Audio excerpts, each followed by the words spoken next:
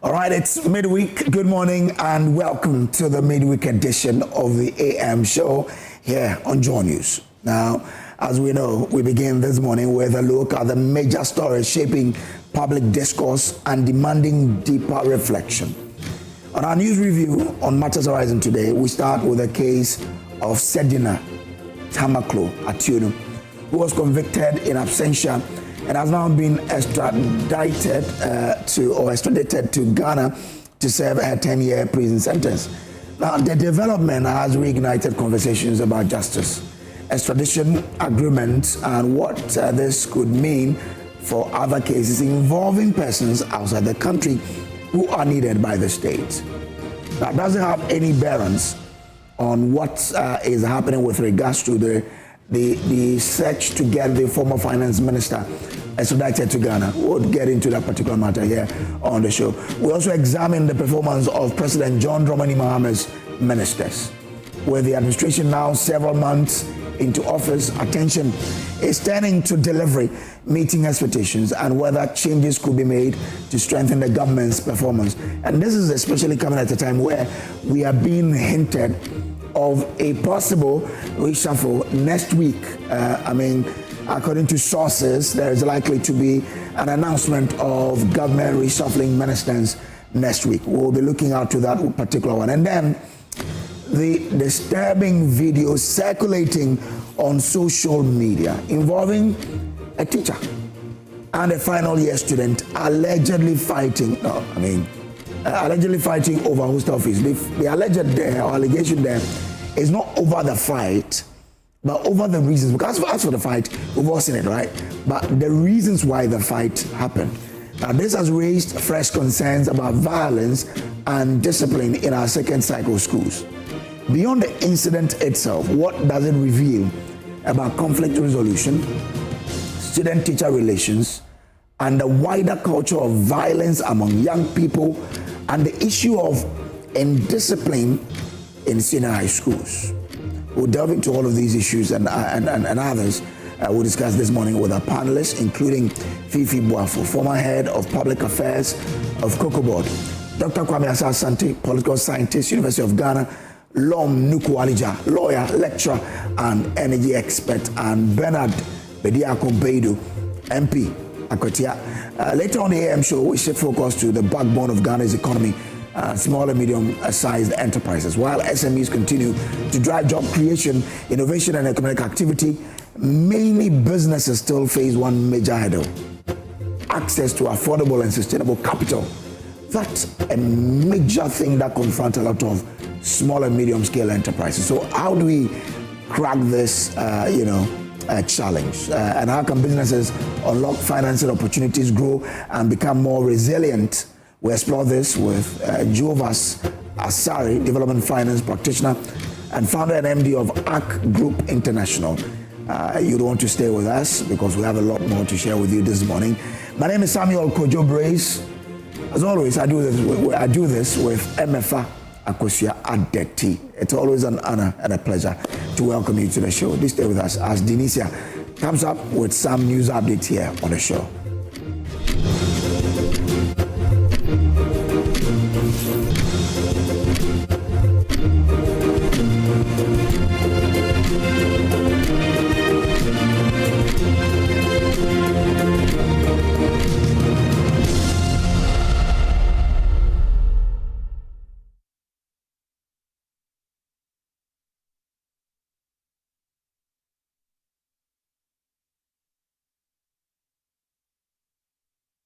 For many, success is defined by one path, the white-collar dream. I want to be a software engineer. I want to be a banker. But when that door doesn't open, does it mean your story is over? No, because there are other paths. Paths built on passion, creativity, and courage. From season 1 to 3, we've met dreamers who turned rejection into redirection. They wanted to silence me. And built success beyond the titles. As a general manager for Emefa, I felt this challenge right deep that I should work in the area of my gifting.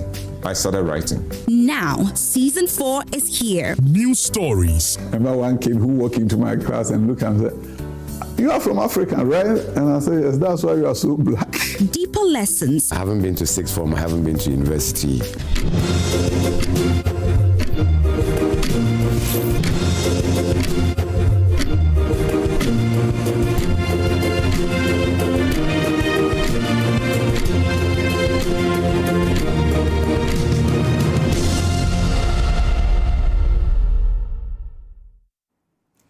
Hello, good morning and welcome aboard to the AM News. My name is Denise Apomaije. In our very first story, government has renewed calls for global restitution and reparations for the transatlantic slave trade.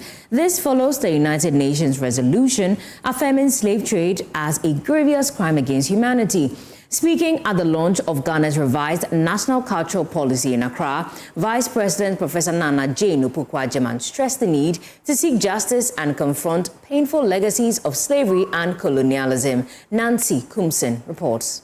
Today, we are bold to say, as a people, we have written our story and we have decided to rewrite the story, for truly we make the rules.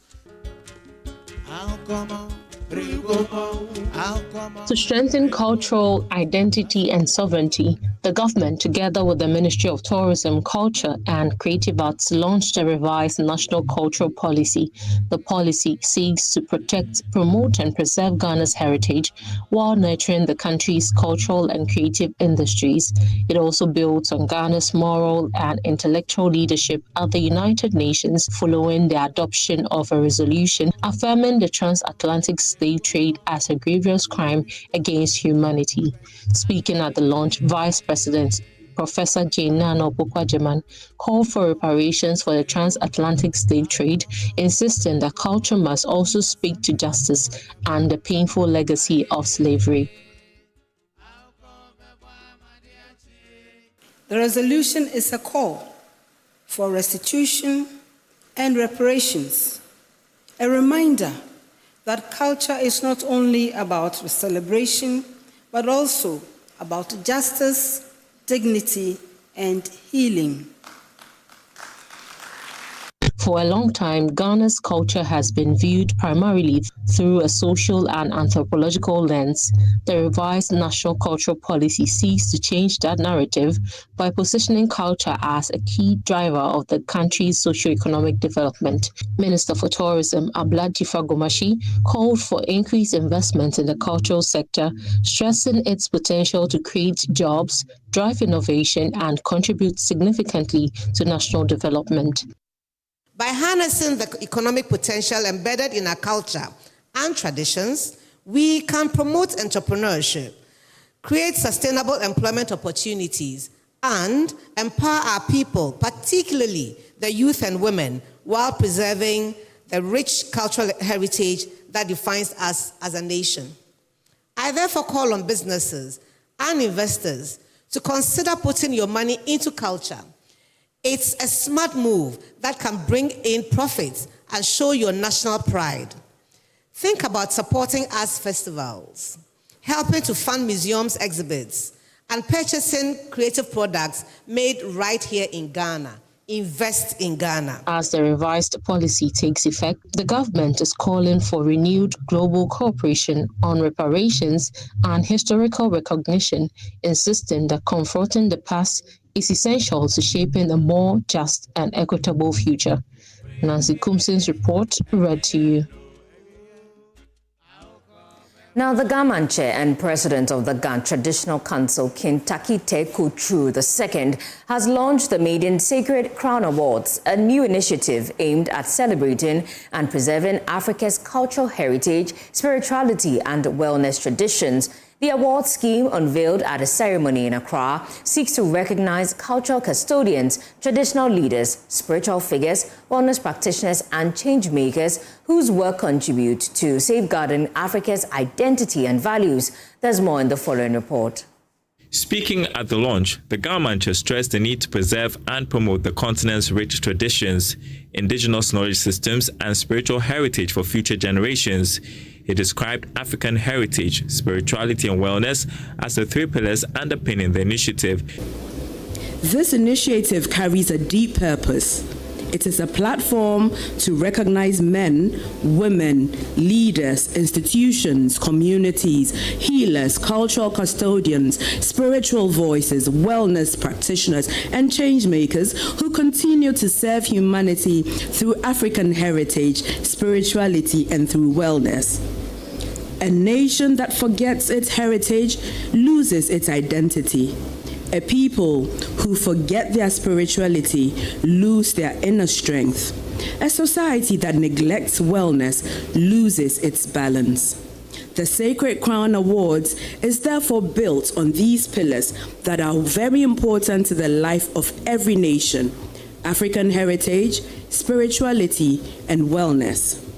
African heritage reminds us of who we are. It connects us to our language, our customs, our royal traditions, our values, and to our history. Chairperson of the Organizing Committee for the Sacred Crown Awards and Deputy Chief Executive Officer of Kwa Research and Manufacturing Limited, Pilot Queen Princess Duncan, explained the rationale behind the initiative and his vision for promoting African values and identity. This was a reminder that Africa carries sacred wisdom, sacred sound, sacred healing, and sacred crowns that must be awakened again. That is why this platform has been created under the royal patronage of His Royal Majesty Kentucky Tekoturi II, the Gamanche. And this vision is being introduced today as a call to unity, restoration, and honor. So today, as we launch this sacred platform, we invite Ghana, Africa, and the world to be part of this journey. When you hear the beat of the drum,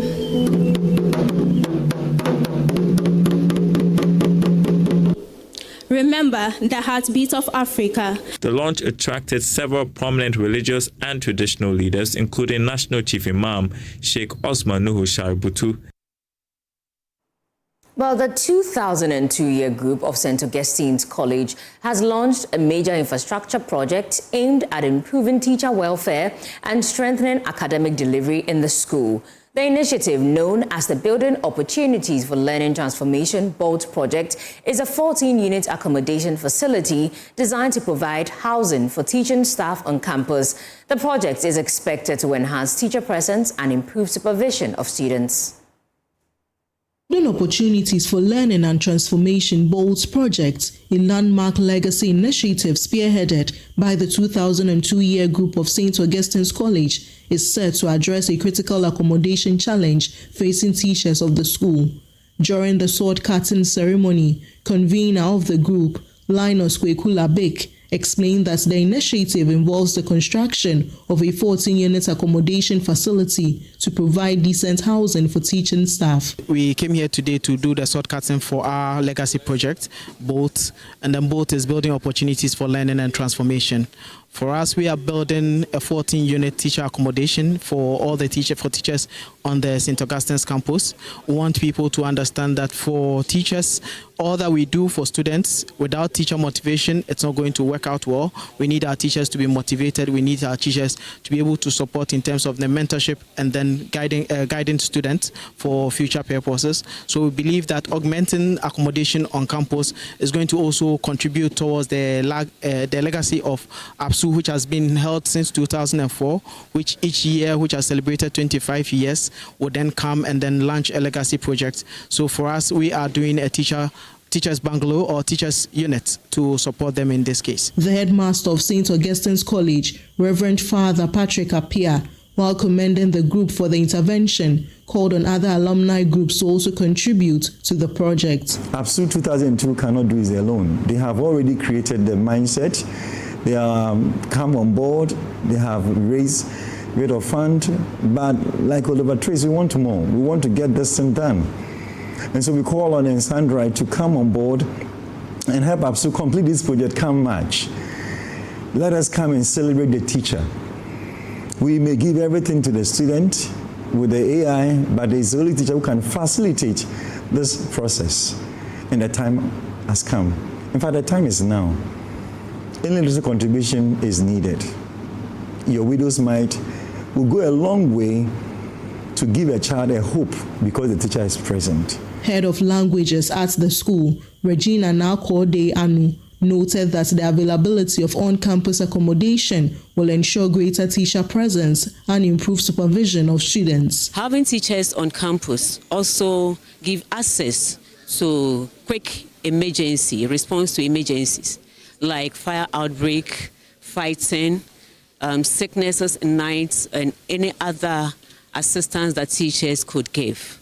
We believe that this project is going a long way to open doors for many teachers who would wish to come and stay on campus and assist in these areas mentioned. We are so grateful to ASU 2002. The day also saw the induction of finalists into the Ogasco Pass Students Union, APSU. From Cape Coast, Abigail Lesol Nkrumah reports for Joy News. Now, the loss of a father creates a void that is difficult to replace. For many children, cherished memories are what keep their fathers close to their hearts. This Father's Day, Joy Brands is ensuring that children who have lost their fathers still have an opportunity to celebrate their memories and honor the father figures in their lives at the Joy Safari Escape. Mavis Kabuoko has more in the following report. The valuable life lessons, words of encouragement, and simple moments spent together are what children often hold on to when they lose their fathers. Memories eventually become a source of comfort and inspiration. For others, it's the final words of their fathers that keep them. There's one thing that my dad always says. He said that the thing for you never lost. I don't know, that is the memory I have of him. And it's sad that he's not here with me today. I once remember we were watching a movie with my siblings, and then he asked us to go and sleep. We didn't mind. And the movie was very scary. So he went to off the main lights, and then we were running, and he was in the room laughing. We laughed the whole night, and it's been something we've never forget about him. Some years back, street match, and he sent me, and I think I didn't go.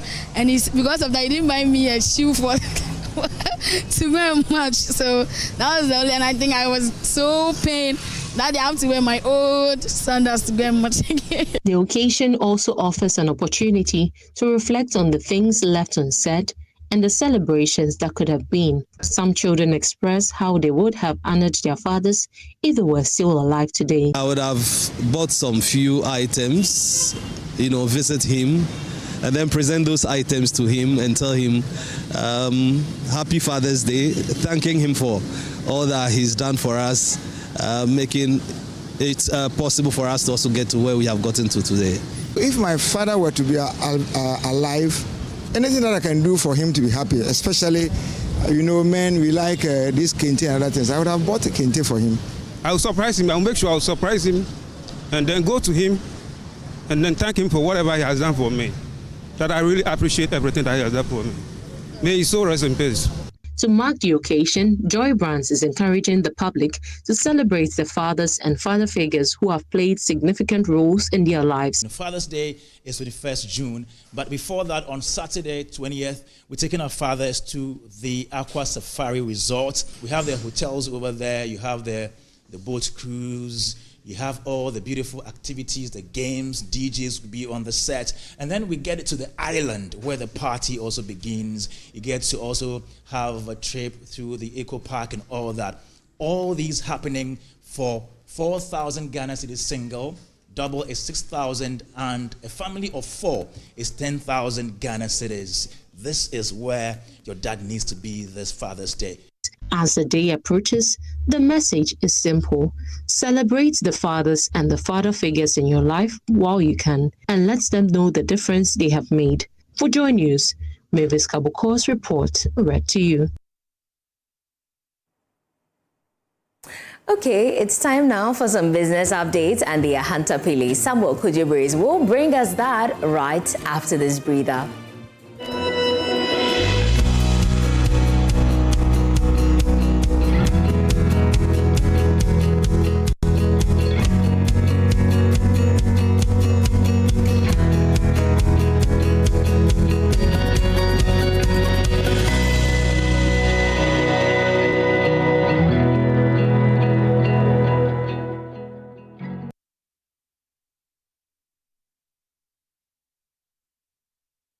Let's do business updates now. And economist Professor Peter Korte has raised concerns over Ghana's sharp decline in budget transparency, describing the country's open budget survey score of 22% in 2025, down from 46% in 2023 as alarmingly low. The survey, conducted by the International Budget Partnership, attributes the decline to delays in the publication of key budget documents and the inconsistent release of in-year reports. Speaking to Joy Business, Professor Korte says the trend undermines public scrutiny of government spending and is urging state institutions to improve transparency through the timely publication of financial reports. It's a very low figure. I mean, the slip, if you can look at it, it's like 50% or more decline in our performance, and that is not good enough. I recall in a couple of years back, I was part of those doing this transparency rankings and scores, so I'm very much familiar with what goes into it. They look at all the documentations, to what extent you are transparent to your citizens in terms of reporting, in terms of getting your people informed, carrying them along your budgetary processes, etc. So I think we should we can do better than what we're doing now. If I can relate this to our own institution, when the budget is ready in November, it's very difficult for us to get up-to-date fiscal information, fiscal data, to write our State of Ghanaian economy reports. Sometimes you have to write letters to the Minister of Finance and with follow-ups before we are able to get up-to-date fiscal data. As compared to the Bank of Ghana, where every now and then they update their website with all the monetary indicators, that you don't find that with the Minister of Finance. And I think that is not good enough.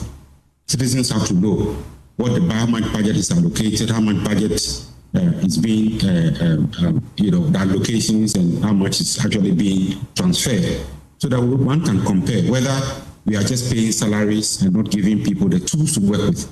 That's why transparency is key. And I think we should, going forward, we should do better than what we are doing now. Now, away from that, the total number of advertised jobs by businesses in the country has dropped significantly, ending April this year. We have details in the following report. Data from the Bank of Ghana showed that the numbers ending April stood at 2,818. This actually marked a decline from the 3,200 jobs that was recorded in January this year. A careful look at the data over the past 3 years shows that the job numbers has not been looking that good. In June 2024, it reached almost 4,000. That is the highest that has been recorded over the past 4 years. According to the Bank of Ghana, these are jobs that has been advertised in the dailies, online and social media. It is often used to gauge how businesses are doing in terms of their growth and expansion, as well as the business sentiments. Well, the Ghana Shippers Authority has reaffirmed its commitment to strengthening its collaboration with the trading community to catalyze Ghana's quest to become the most preferred multimodal shipping hub in the West African sub-region. The following report has more. The forum brought together some of Ghana's leading importers, exporters, manufacturers, and industry stakeholders to discuss emerging issues within the shipping and logistics value chain and to explore practical solutions to enhance trade competitiveness and operational efficiency in Accra. The Shippers Authority emphasized its commitment to fostering stronger collaboration with key industry players to build a robust and viable sector to anchor the government's 24-hour economy. The forum reflected the collective determination of stakeholders to not only strengthen collaboration within the shipping and logistics value chain, but to also create opportunities for constructive dialogue on issues that affect international trade. The Ghana Shippers Authority said it acknowledged the significant role played by high-value shippers in Ghana's socio-economic development, noting that their contributions to trade, industrial growth, employment creation, and government revenue generation continue to position them as indispensable partners in national development.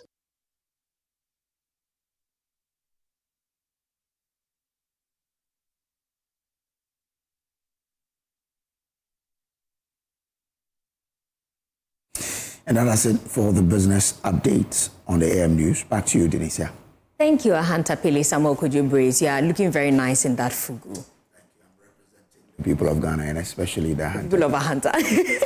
Right. So maybe I say, like in our local language, if you want to say you look beautiful, you say, only a peko. Only a peko one baba. Okay, how do you say thank you in Ahanta? Mlawasi. Mlawasi. Good, you got it. So that's it for the AM News, but don't forget that the AM show is sponsored by Shield Silicone Paints from Azar Group, Syntex Pipes, and Time Herbal Mixture. Ladies and gentlemen, as we enjoy today's moment, remember to keep your body refreshed and your energy right with Fresh Drop Still Natural Mineral Water.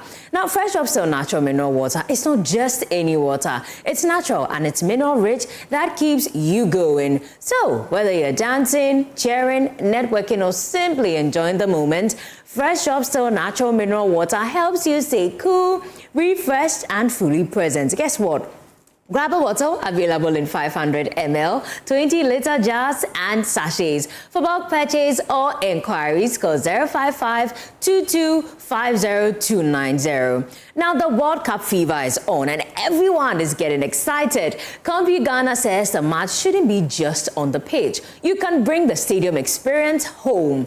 This is the time to buy your crystal clear TVs, sound bars, home theaters, smartphones, laptops, projectors, and more at unbeatable prices. Remember, this isn't just discount sale. It's a chance to win a 100-inch 4K smart TV, cash, laptops, phones, and many other amazing prizes when you spend 1,000 Ghana cedis or more. So, rush to any CompuGhana showroom or shop online at CompuGhana.com. You can call 030-275-2020 or WhatsApp 024-314-3143. CompuGhana Gold Rush Season, the ultimate football experience.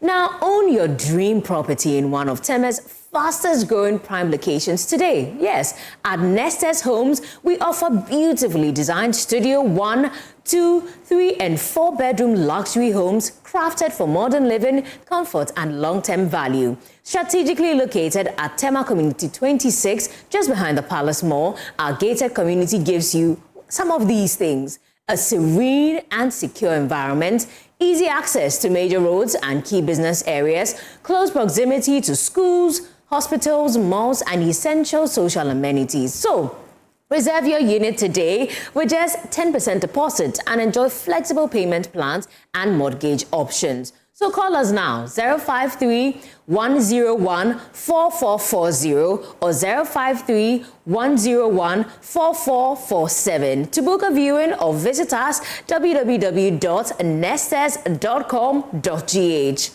My name is Denisia Pomaide. For more news, I know a place. I highly recommend you log on to myjoyonline.com. Up next is sports. Enjoy the rest of the show. Have a very lovely Wednesday.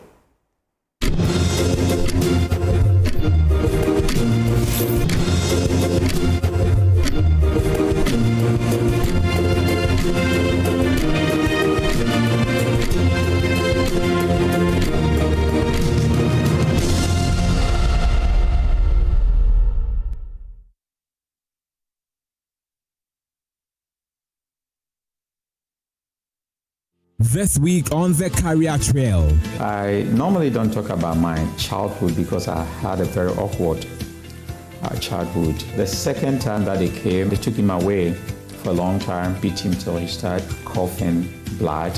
So I saw a lot of these pains. There's not been any menial job that I haven't done. The only time I had a Christmas dress was I did a corn farm. I remember it was on dot, white and red, and then the white trousers that time, tight here, and then the baggy one. And then there was a rubber shoe called Montaki Polo. God has a sense of humor. When he has great things for you, he makes your beginning very humble.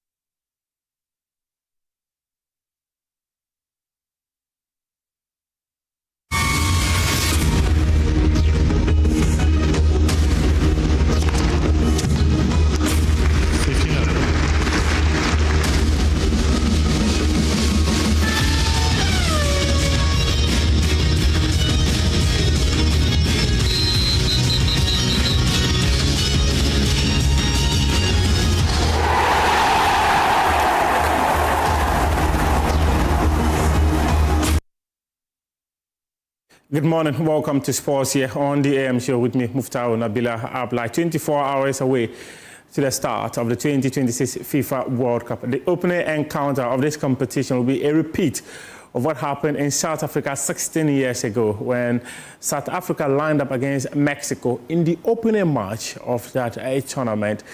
And guess what? That competition will be given unrivaled coverage by Joy Sports. Every inch of grass in this competition will be covered by Joy Sports. And we start this morning with what we call World Cup Daily. It's a show dedicated to bringing you a preview and review of every single action that will be happening in the FIFA World Cup. Before we hear from Asamoah Lee, Adi, and some members of parliament are throwing allegations left, right, and center.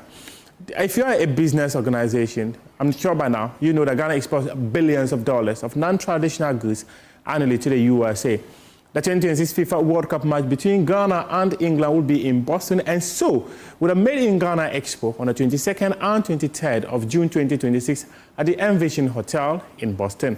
Latina Travel and Tours, in partnership with the Ministry of Trade, Agribusiness and Industry, invite Ghanaian manufacturers, entrepreneurs, artisans, food and beverage processors, fashion designers, beauty and cosmetics, pharmaceuticals, medical equipment, real estate, banking and finance, building and constructions, and many more to leverage Ghana's work and connect with international buyers, distributors, and investors in Boston, where traveling fans from all over the world would converge in the city of Boston. This is a city with the strongest Ghanaian diaspora presence. This expo will showcase Ghana's most powerful commercial business exhibition and business-to-business network with U.S. companies. Register now, call to reserve a booth and enjoy massive global visibility and clinch your share in the huge U.S. export market. Call Latina on 0244-260-789 or come to Latina Travel, located at the Alisa Hotels, Northridge, Accra. This Made in Ghana FIFA World Cup Expo is powered by the Ministry of Trade, Agribusiness and Industry. And to give your clients or your staff one of a lifetime opportunity of watching the FIFA World Cup at the semi-final and the final stage, get in touch with March Hospitality Experience, the only organization authorized by FIFA to sell a small batch of tickets for the semi-final and the final of the tournament. The semi-final will be happening on the 14th. Opportunity to your staff and sell your tickets for the semi-final. He was part of Ghana's team that made it to the current generation of players, have the quality to be able to make it to the quarterfinal as they did 16 years ago. Speaking to the media, Asamoah noted that there's a cultural difference that is currently within the playing body of the senior national team compared to that of the 2010 team, and that these are two completely separate generations, that expectations of Ghanaians cannot be at the roof simply because another World Cup is around. What I would say is every time I see you did mention 16 years ago. That is a different generation. And before us, we had another generation that, they had that caliber of players. For example, if in my time, let me say even the Jama team, when I raise a song, everybody can respond because they know the song. But this generation, most of the players were born outside. They don't know the culture. Some of them don't live in the country. So it's a different dynamics altogether, a different generation altogether. Because our time, when we lose a game, we are coming to Ghana to stay, to feel the heat. And our coach taught us a lot of things because we grew up here. I was called to the national team when I was a local player. I was playing for Liberty Professionals at the age of 17. And my colleagues, most of them also played in the coast football. They grew up here. They received the insults here and everything. So they were, so I would say it's a different generation altogether. My time, you can maybe Stephen Appiah grew up from Choco. So when he is coming to the stadium, the whole of Choco is coming. I'm a Malam boy. I grew up in Malam. when I'm coming, the whole of Malam is coming to the stadium. So every time the stadium is packed, there were more challenges in the team. So it's a different generation. Sometimes people can say we have the golden generation.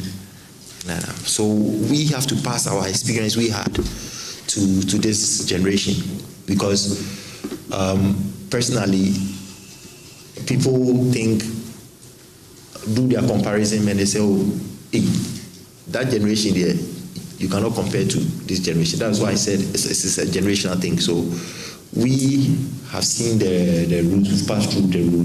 Maybe they don't know, so we have to use our experience to psych these boys up, for them to understand what we've been through when it comes to Ghana football. So it's a generational thing.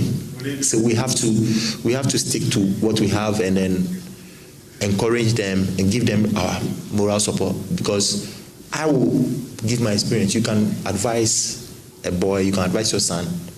At the end of the day, you go to work, your son will have to deliver. So we can do our experience thing, give them the advice, psych them up, but they have to deliver for us to see. So it's a generational thing. We have to support what we have, and then let's see what happens. Minority Chief Whip Habib Idrisu has alleged that the Minister of Sports and Recreation has allotted slots to some members of Parliament to take supporters to the FIFA World Cup in the USA, Mexico, and Canada. According to him, the minister has not briefed Parliament on the preparations of the senior national team, and that grapevines have suggested that some members of Parliament will be sending people from their constituencies to the FIFA World Cup. Meanwhile, the majority leader of Parliament, Mahama Ayaruga, he says that if the minister feels that there is a need to brief Parliament on the preparations of the team for the FIFA World Cup, that would be done. It's not the first World Cup Ghana is participating, and at all given time, we have been briefed as a parliament by the minister.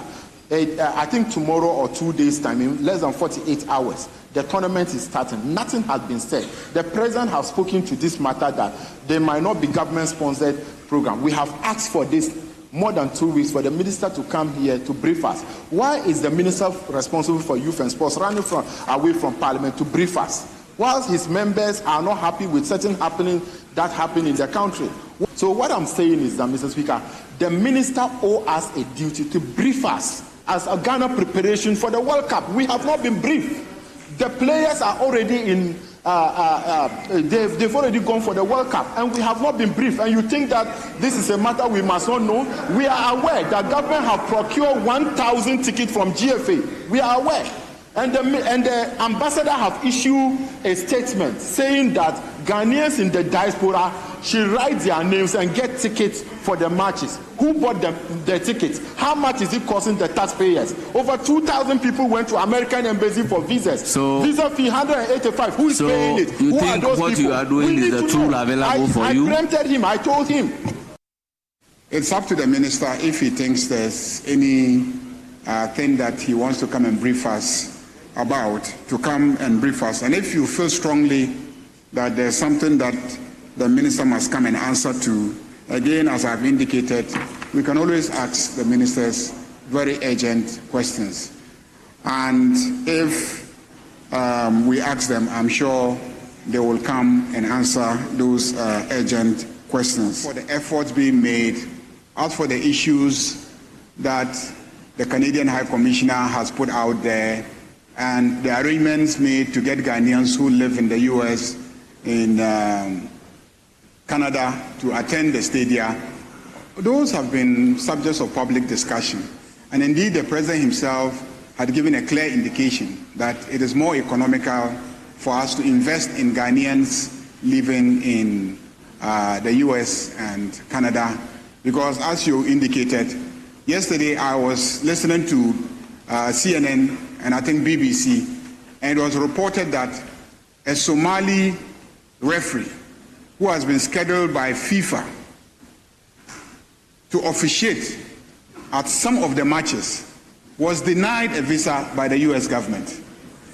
That is a referee who is officiating at a match at the World Bank, the World Cup, and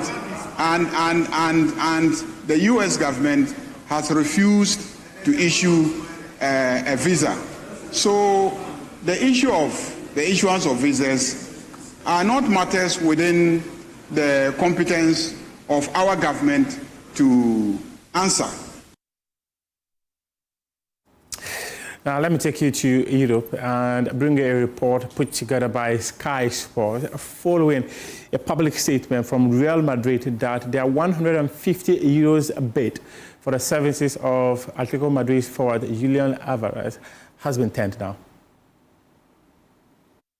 And returning President Florentino Perez told supporters when he was trying to get them to vote for him in that election campaign, and again here at this kind of headquarters at this hotel in Madrid that he tends to use, where he had his victory party in the early hours of Monday morning, and repeated that he would be making a €150 million bid for the Galactico player. We were all speculating who that player was going to be. There was some suggestions when I was standing here and talking to you yesterday evening around this time, and I mentioned it, that it might well be Julian Alvarez, and so it's turned out that bid has gone in. It's been rejected. The €150 million bid has been rejected by Atletico Madrid because the clause in his contract is for €500 million.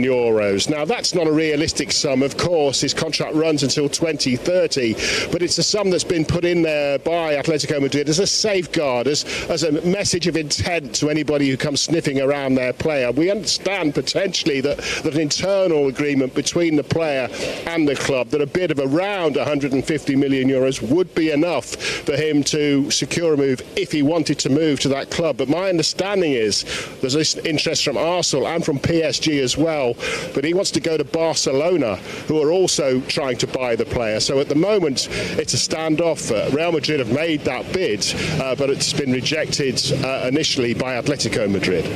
Well, as you say, Gary, what a sign of intent it is. Is it a bit bold going for your City rival's best player? Well, there used to be a gentleman's agreement, nothing written down in paper, but an understanding, if you like, between Real Madrid and Atletico Madrid, that Atletico wouldn't try and sign a Real player and Real wouldn't try and sign an Atletico player. But that's why there was talk yesterday of a bomb announcement by Perez, that's why people thought that perhaps he was going to go for a player from the City rival. And so it's proved, and he was very, very insistent again here on Monday morning at his victory speech, that he was going to launch a surprise bid for what he called a Galactico player. There was all kinds of talk about it being Elise, but he ruled out it being Elise. He said it wasn't a Premier League player either. It was a midfielder who liked to go forward. So I guess, in a way, Alvarez fits that bill. But nobody really suspected until about 24 hours ago that it might be Alvarez. But yeah, certainly shows intent from Perez, who's a man who delivers on his promises, previous promises, including Figo, including David Beckham, including Cristiano Ronaldo. He actually went through with those promises and delivered the players, so it's certainly a space to watch. This was a statement released by Real Madrid, and they said that Real Madrid announces that following a meeting held by the board of directors today, which was Tuesday, it has made an offer of €150 million to Atletico Madrid for the federative rights of player Julian Alvarez. After reviewing and evaluating the offer, Atletico Madrid has expressed its gratitude for the proposal made within the framework of good relations between both clubs and has rejected it, referring to the player's release clause. And as you heard from Sky Sports, it's about €500 million. And in fact, Atletico Madrid also took to social media. First response to Real Madrid was with laughing emojis before they released a statement claiming that Real Madrid is making them laugh the same way they're laughing at Barcelona. So more of a banter between the two clubs on social media following the bid that was submitted by Real Madrid. We're starting a petition, but this outfit has been put together by Loom Fashion. And at Loom Fashion, We turn every fabric into a style, from stunning custom-made outfits for ladies and gentlemen to professional bulk services for boutique and school owners. We deliver quality, creativity, and perfection in every stitch. So at Loom Fashion, we bring out the lady and the gentleman in you. To locate us, you have to come to Ofakor Road, opposite April Filling Station, adjacent Traders Palace, New Market, Akosua. And you can also call us on 024-650-1801. I'll leave you with highlights of Argentina versus Iceland. And most of all, you're going to have outstanding performances on back-to-back World Cups from a very similar group. We just saw Lionel Scaloni, and Lionel Scaloni, he decided to make this group about experience. It didn't quite renew the group all that much, and it feels like it's ride or die with the guys that I know have gone through this and are going to be able to handle the moment. Is that going to be enough? That's another big question. Yeah, very much themes of familiarity and continuity. Lionel Scaloni, over 2/3 of the squad that went to Qatar, still very much involved as Argentina look to create some havoc. And down on the ground is Giuliano Simeone, and almost fell back to him, and then the shot all along the ground. An instinctive left-footed effort from Valentin Barco, and Argentina to light the crowd here at Auburn by taking an early lead.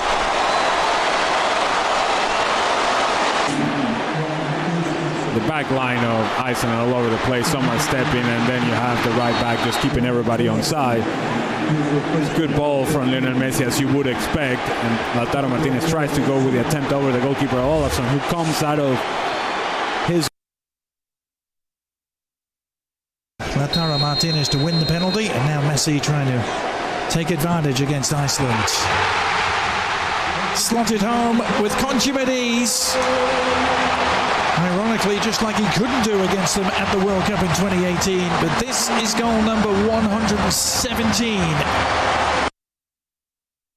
They're just trying to ease their way through the final minutes of preparation here before the World Cup gets underway in earnest in a week's time. Here's Messi sliding it through again, surely, and it is number 3. Beautiful finish in the end from Almada. It's inside the 18-yard box, while Lautaro Martinez drifted towards the far post. Almada covers the space in the middle. Good layoff from Rodrigo de Paul. Tapping from my kind of range.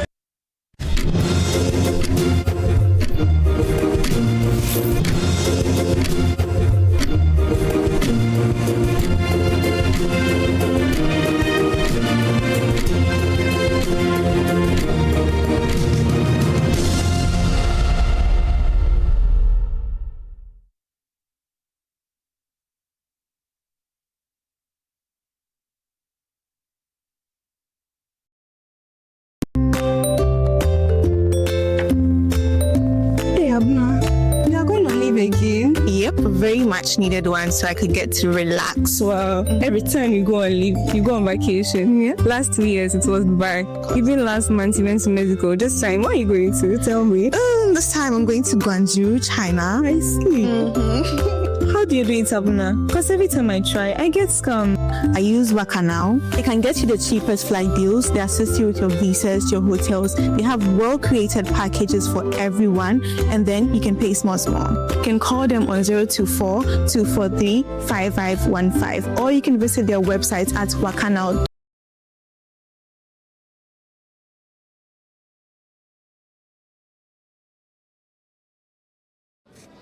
Hey, Junior!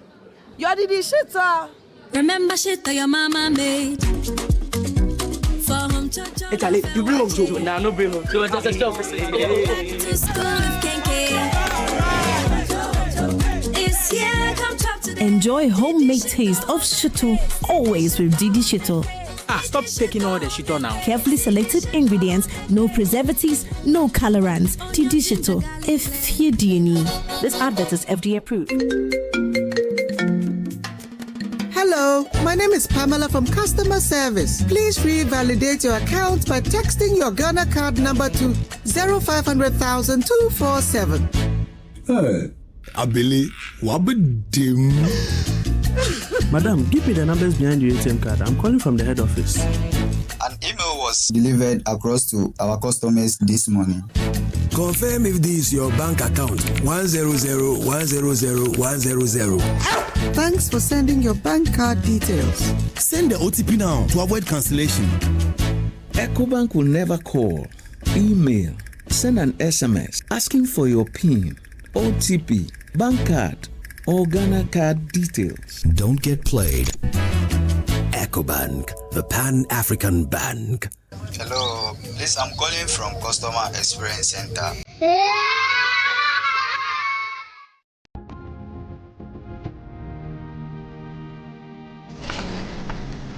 Through every stage of life,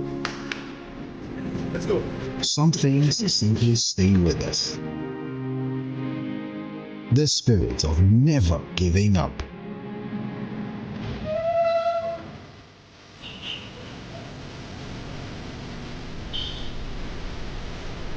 A throwback to a bygone era. Love was service. The silent statement of love.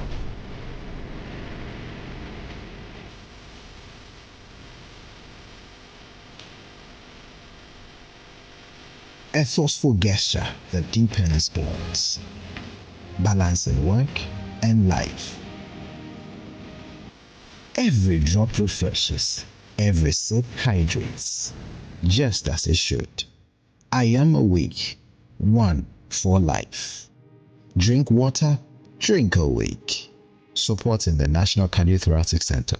This advert is now. Let me tell you why you should choose Safari Valley as your conference destination. The new conference building combines modern amenities with the tranquility of nature, providing the perfect backdrop for your next seminar and corporate retreat. The only conference destination with so many activities. You don't have to travel to visit your tennis club, the gym, or the stables. They have it all. Enjoy this rooftop viewing deck, basking in the sunlight with the sight of wild animals roaming freely in their natural habitat. At my break, I'm able to practice my putting. It's a unique experience that sparks creativity and rejuvenates the mind. Visit Safari Valley Eco Resort in Ghana, bringing you closer to nature. Cadbury Hot Chocolate. Crafted from cocoa, milk, and sugar. Creamy, chocolatey, frothy goodness, rich taste, so satisfying. Cadbury goodness, the treats you deserve every day.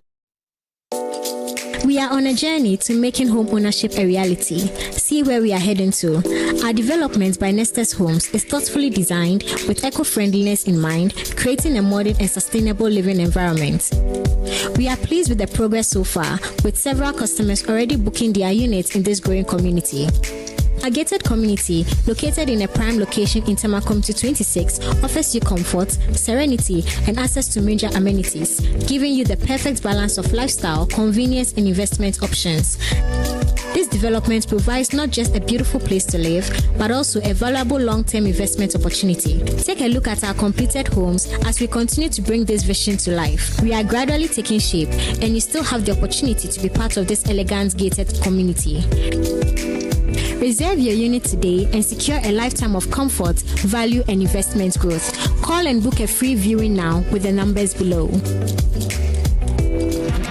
the American defense to deal with, and Asamoah has scored! A wonderful volley! The stadium is live! The fans are roaring and the excitement has officially kicked off. It's goal rush season at Compute Ghana. This World Cup season, the match isn't just on the pitch, it's happening right in your home. Build your home stadium with world-class cinematic TVs, powerful sound bars, and home theaters, high-power speakers, laptops, tablets, and projectors for the ultimate streaming. Compute Ghana is delivering unbeatable deals, not just discounts, but a chance to win 100-inch 4K smart TVs, mobile phones, laptops, and many more. Just purchase items 1,000 Ghana cedis and above, and automatically enter the raffle draw. Shop online at ComputeGhana.com. Call on 0302-752020. Go Rush season, the ultimate football experience, only at Compute Ghana. Now let me tell you why you should choose Safari Valley as your conference destination. The new conference building combines modern amenities with the tranquility of nature, providing the perfect backdrop for your next seminar and corporate retreat. The only conference destination with so many activities. You don't have to travel to visit your tennis club, the gym, or the stables. They have it all. Enjoy this rooftop viewing deck, basking in the sunlight with the sight of wild animals roaming freely in their natural habitat. At my break, I'm able to practice my putting. It's a unique experience that sparks creativity and rejuvenates the mind. Visit Safari Valley Eco Resort in Ghana, bringing you closer to nature. Did you know that Ghana currently spends more than 8 billion Ghana cedis annually importing food that can be produced locally? That is why this June, Joy Business and the Super Morning Show, in partnership with the Federation of Associations of Ghanaian Exporters, FAGE, bring you the Joy Agribusiness Month 2026 under the theme From Soil to Sovereignty, Building Ghana's Agricultural Self-Reliance Through Innovation. Join us on the Joy Super Morning Show, Joy News, and across Joy Business platforms for a month-long national conversation on Ghana's food security and agribusiness future. Week 1 focuses on government policy, trade and financing for food sovereignty. Week 2 explores research, innovation, mechanization. Week 3 examines infrastructure, value addition, youth participation and agricultural financing, while Week 4 highlights opportunities across key horticulture value chains. The final week looks at consumer power and Ghana's roadmap to food sovereignty by 2030. Stay tuned to Joy FM and Joy News.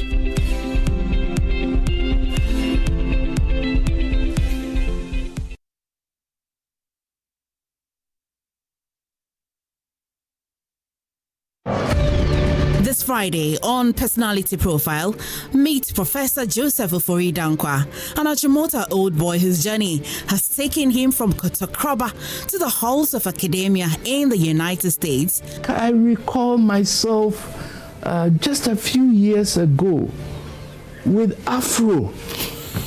And I see you are laughing. There's hair still here, please. Taught by Ghanaian intellectuals, including the late former president, Professor Atta Mills, and Chachi Chikata. He has built a successful career as a professor and researcher. The problem is not with our youth, but the problem is with me and Professor Joseph Ofori-Dankwa this Friday on PM Personality Profile at 9 p.m. Don't miss it. Let's get ready for our true or false session. You dance when nobody's watching. I dance when people are watching.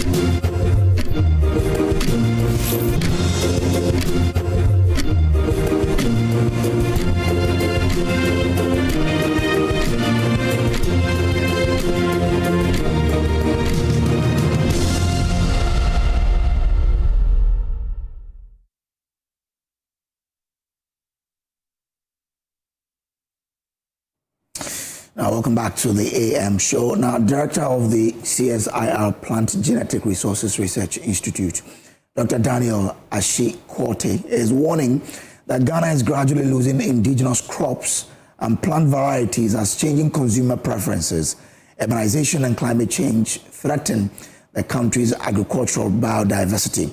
Speaking on Joy Business's Agribusiness Month, he says preserving local crop varieties is critical to safeguarding food security, agricultural resilience, and future breeding programs.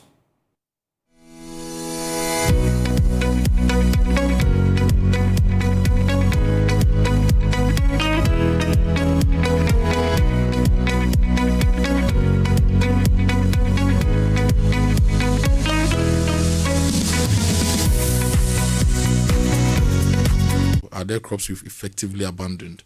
A lot of us want to go back to our indigenous crops. If we come to Bunsu, will we get the support to get those crops to plant? You know, I'll list some of those crops, then I'll come into specific details. If you take even the ones that we still farm these days, like maize and cowpea, there are some varieties that we have abandoned because the cooking time took about 2 hours.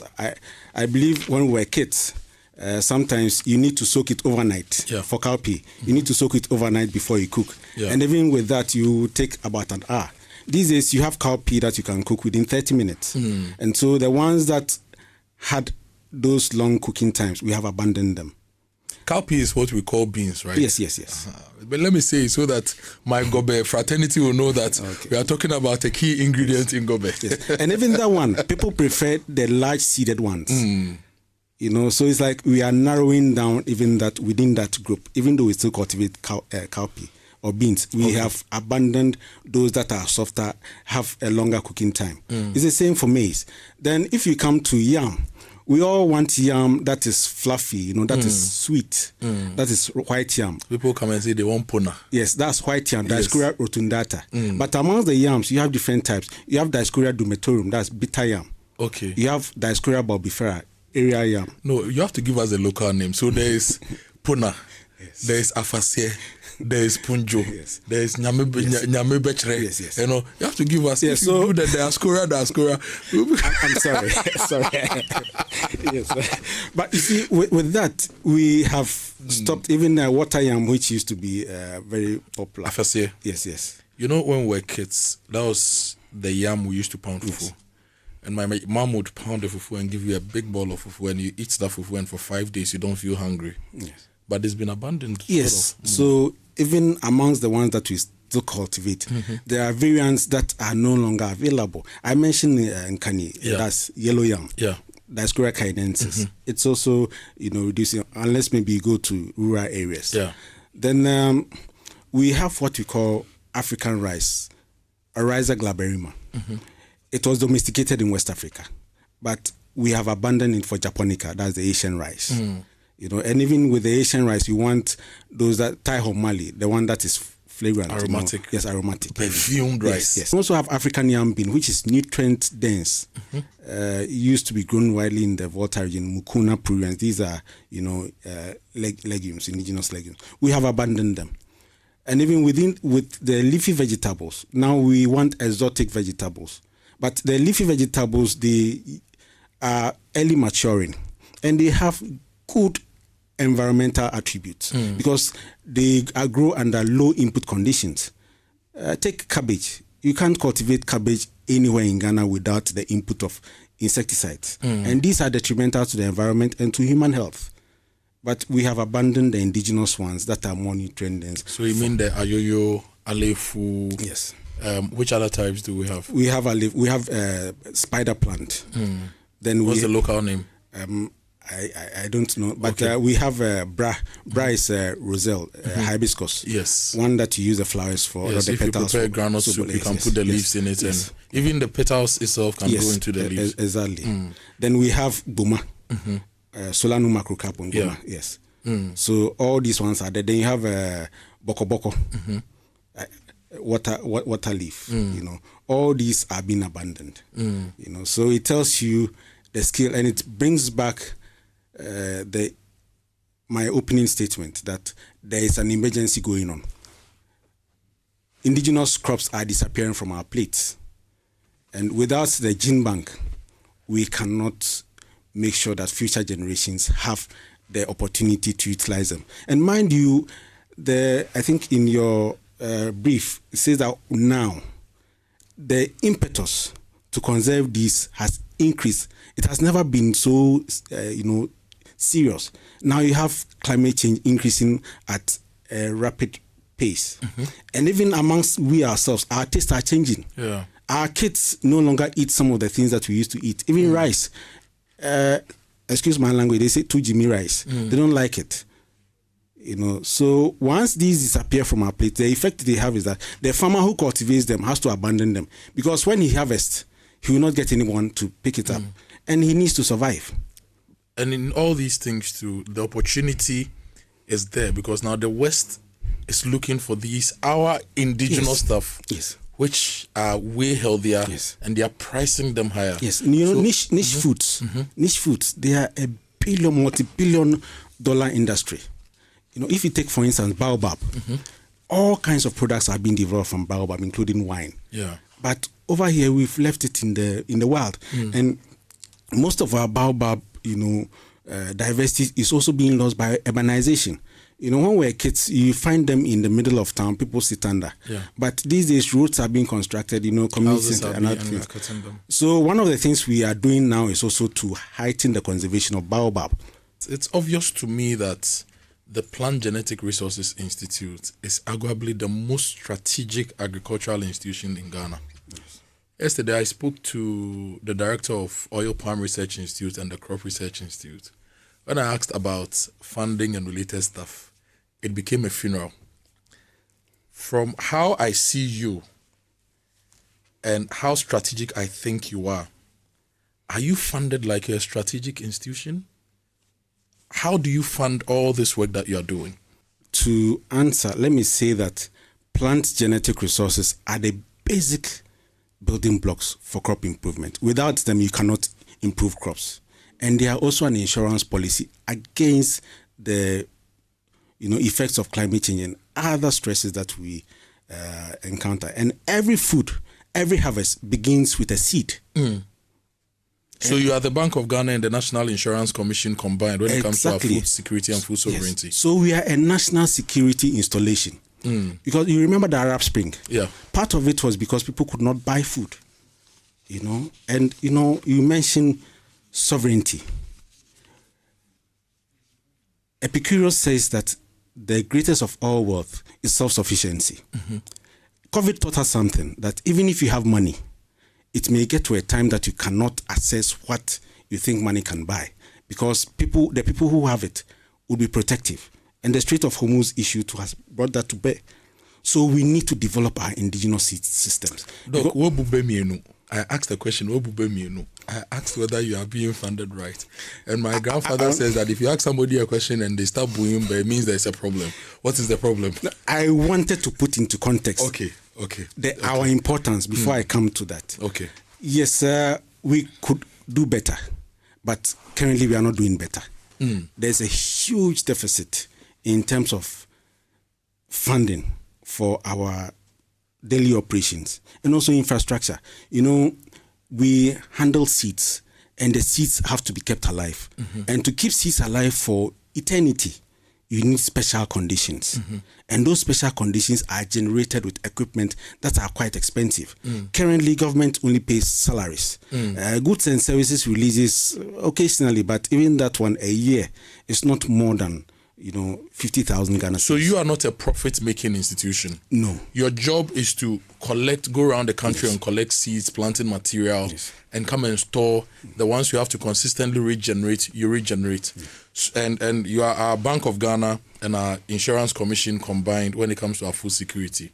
And you are saying that your goods and services, occasionally you get something, but you get only your salaries. So the freezers you run, the power you run, the machinery you use, how do you fund them?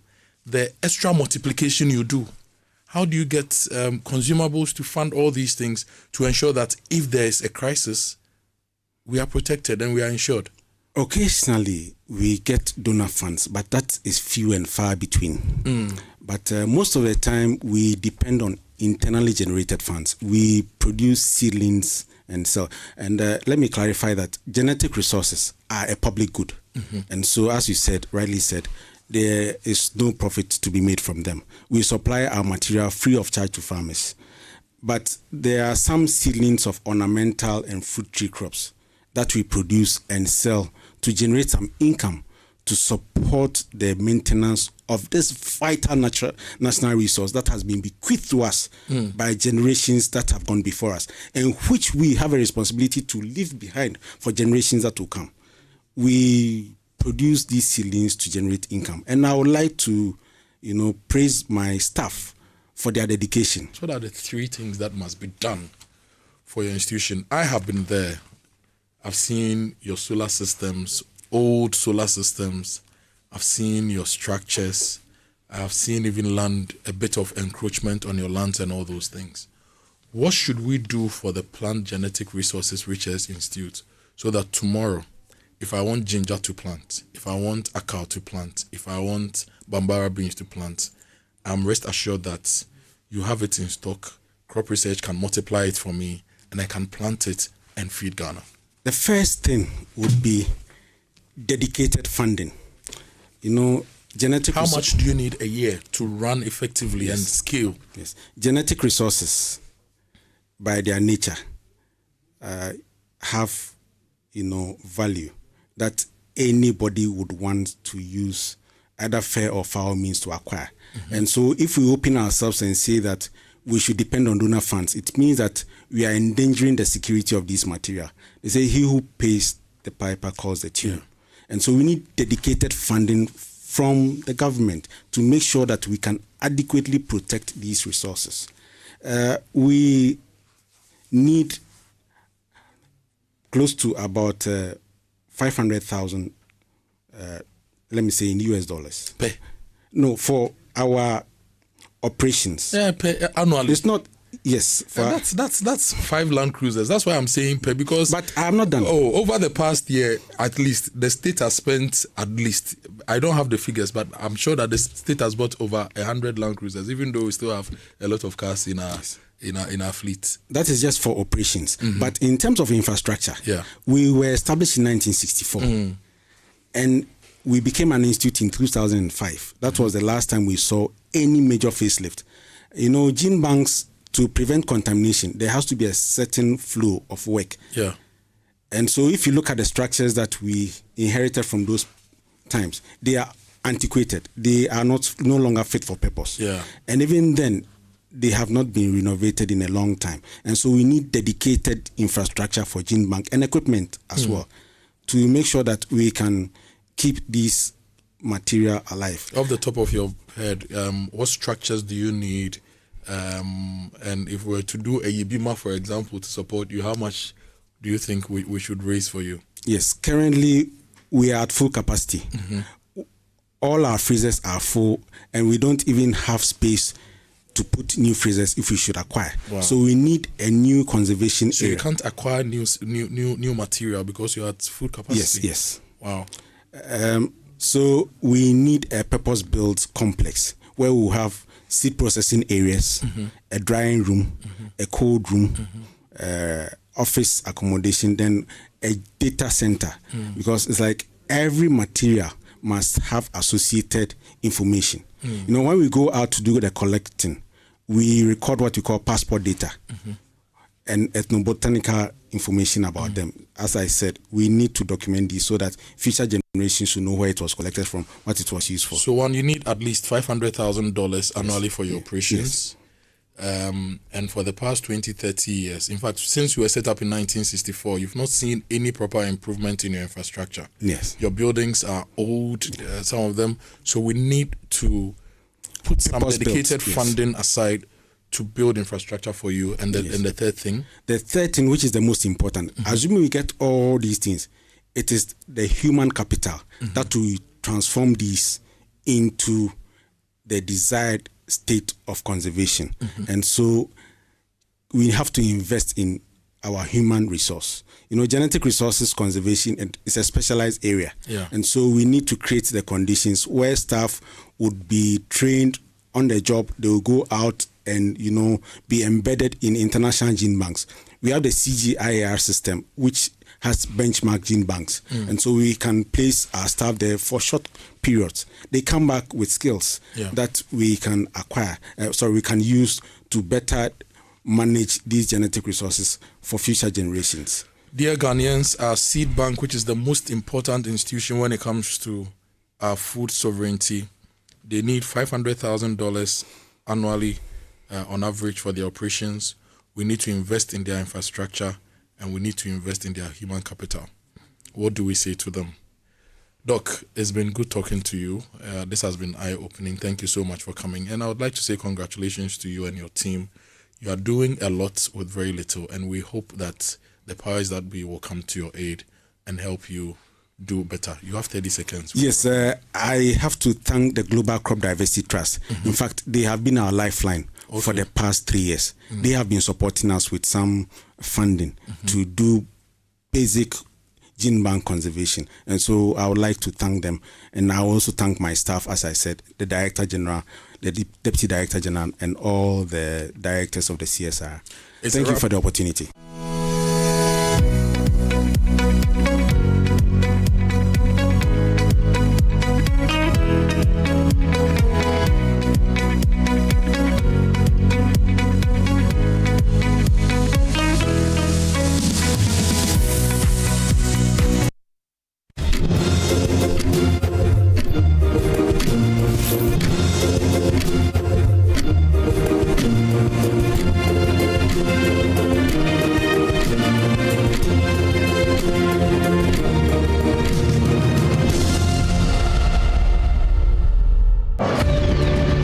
Friday on Personality Profile, meet Professor Joseph Ofori-Dankwa, an Ajimota old boy whose journey has taken him from Koto to the halls of academia in the United States. I recall myself just a few years ago with Afro. And I see you are laughing. There's hair still here, please. Taught by Ghanaian intellectuals, including the late former president, Professor Atta Mills and Chachi Chikata. He has built a successful career as a professor and researcher.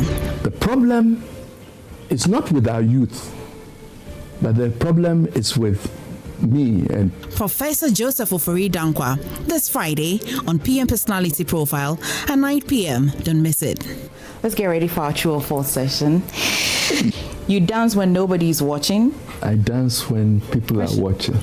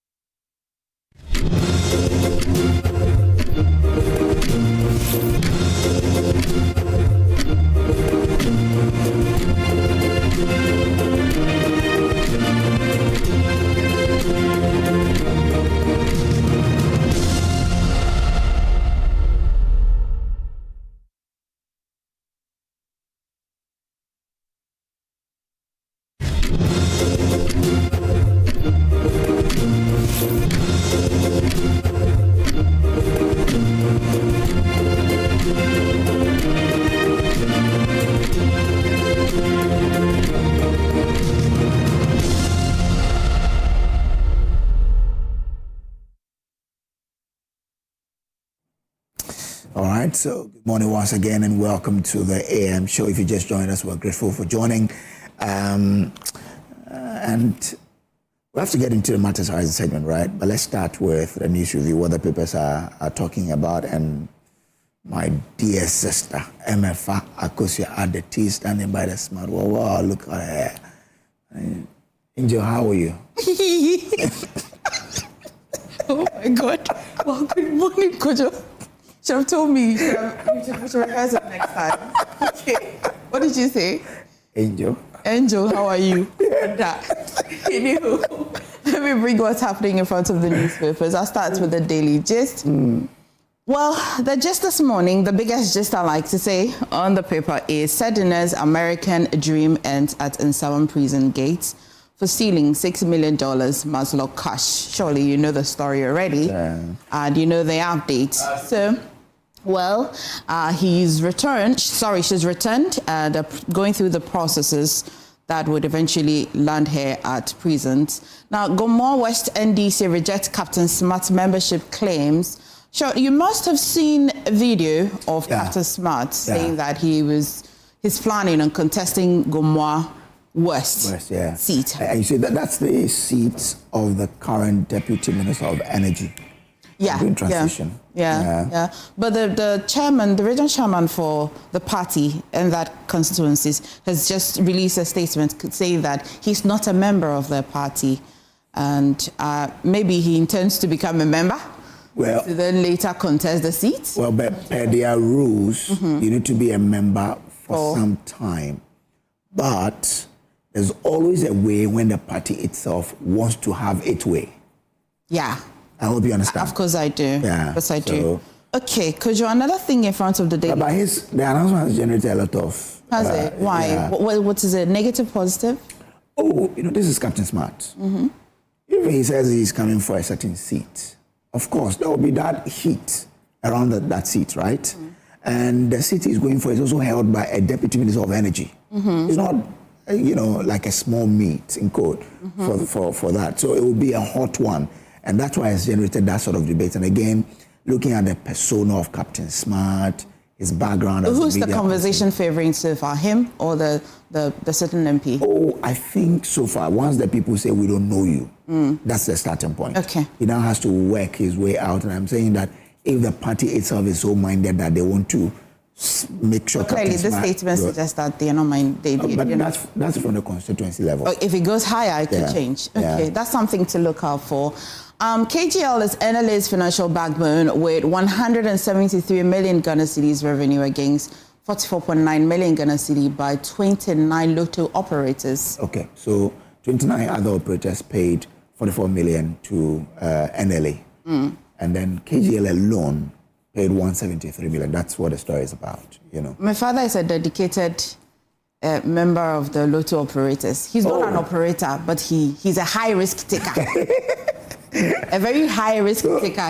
He will stake and have his BP medications together with a...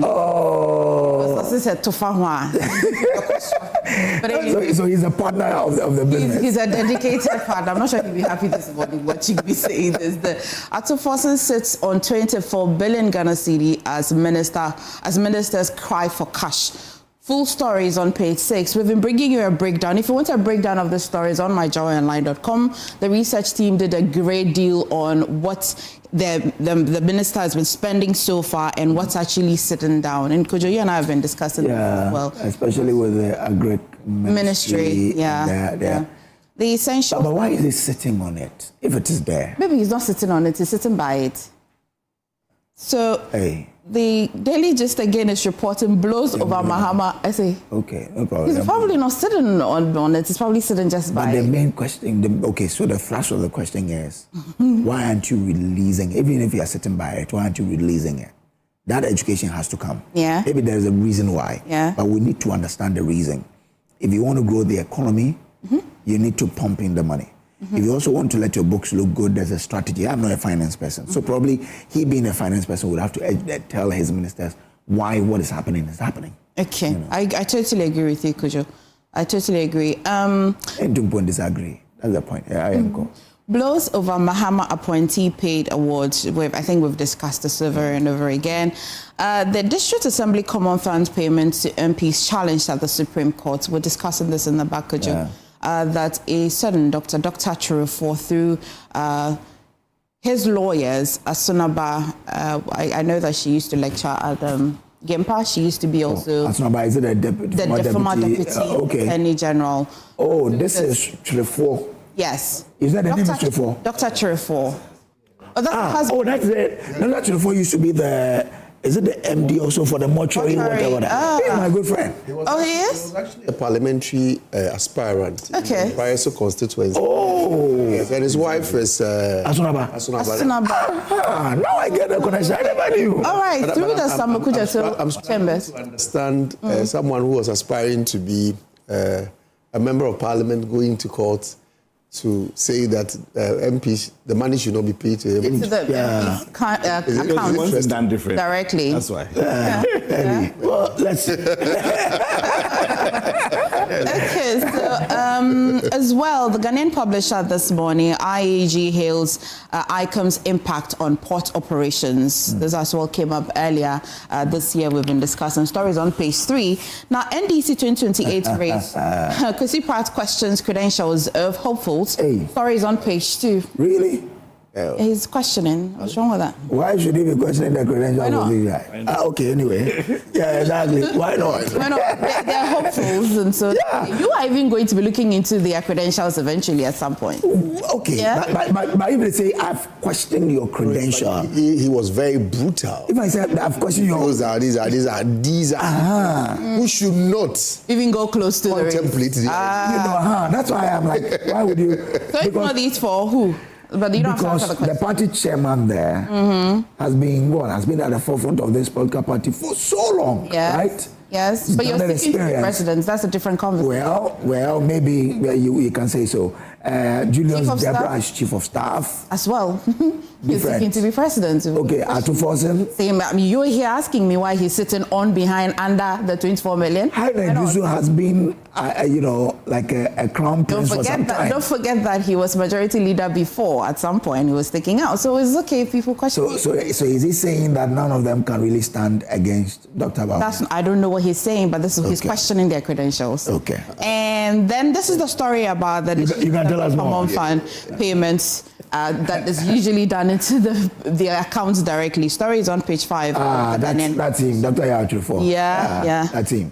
Okay, well, so why did I not see? Yeah. It's not every woman that carries the surname of the husband, right? I'm learning. But I have not even done the connection because me neither. I read it when they were in power. Yeah. We used to meet. He used to tell me about, because I thought he was even working for her as probably a friend or as he was a husband. I didn't know. Maybe I'll kick out until this morning. Yeah. So, court allows key email evidence in the Edu Boahene trial. You're interested is on page 3 of the Ghanaian Publisher. And Kojo, this is a very important story. Mama Pat, the deputy minority leader in Parliament, says that there should be a strong action to end obstetric fistula. Do you know what fistula is? Yeah. It's not a good maternal health condition. I think we've done a documentary on it. Yes. And as we talk about maternal health and also rating the mortality rate, we should talk about fistula as well. It is definitely not a good thing that should happen to women. And so we must be intentional with the policies that will help women get out or stay healthy and stay well, especially with fistula. Okay, Afoko pushes 3 hours agenda for NPP revival, calls for unity and strategic planning. Kojo, you are looking up for the 3 hours. What are they? Reuniting the party, rebuilding the party, and after you've done that, it says recapture political power. All right. Another story in front of the Car Times is go back to work. Embattled CAT CEO cries to staff. Yeah, CAT is still on strike.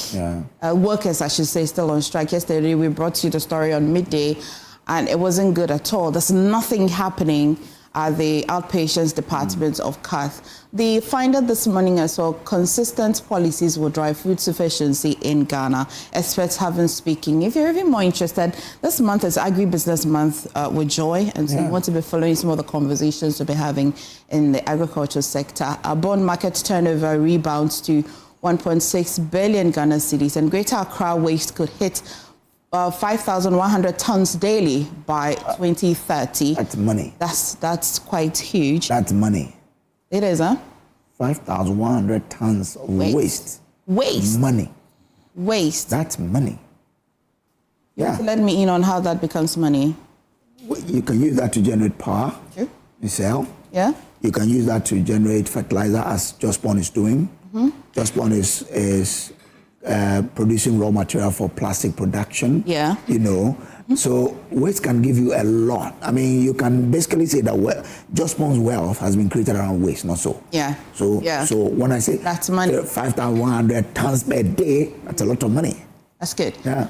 A Daily Guide this morning, minority condemns arrest of NPP members. That's the minority leader, Fenyumakin speaking. US extradites ex-Maslow's boards to serve 10-year jail term. Charles Bisu case, here's an update. Court rejects portions of OSP key witness testimony. And the update on that viral video that you must have seen, you may have seen it, Rambo teacher case for assaulting female students. Of course. They both did assault each other, right? But you have to look at a lot of factors here. Who would assault the other person? First of all, the teacher is a male, older. Yeah. The student is a female, younger.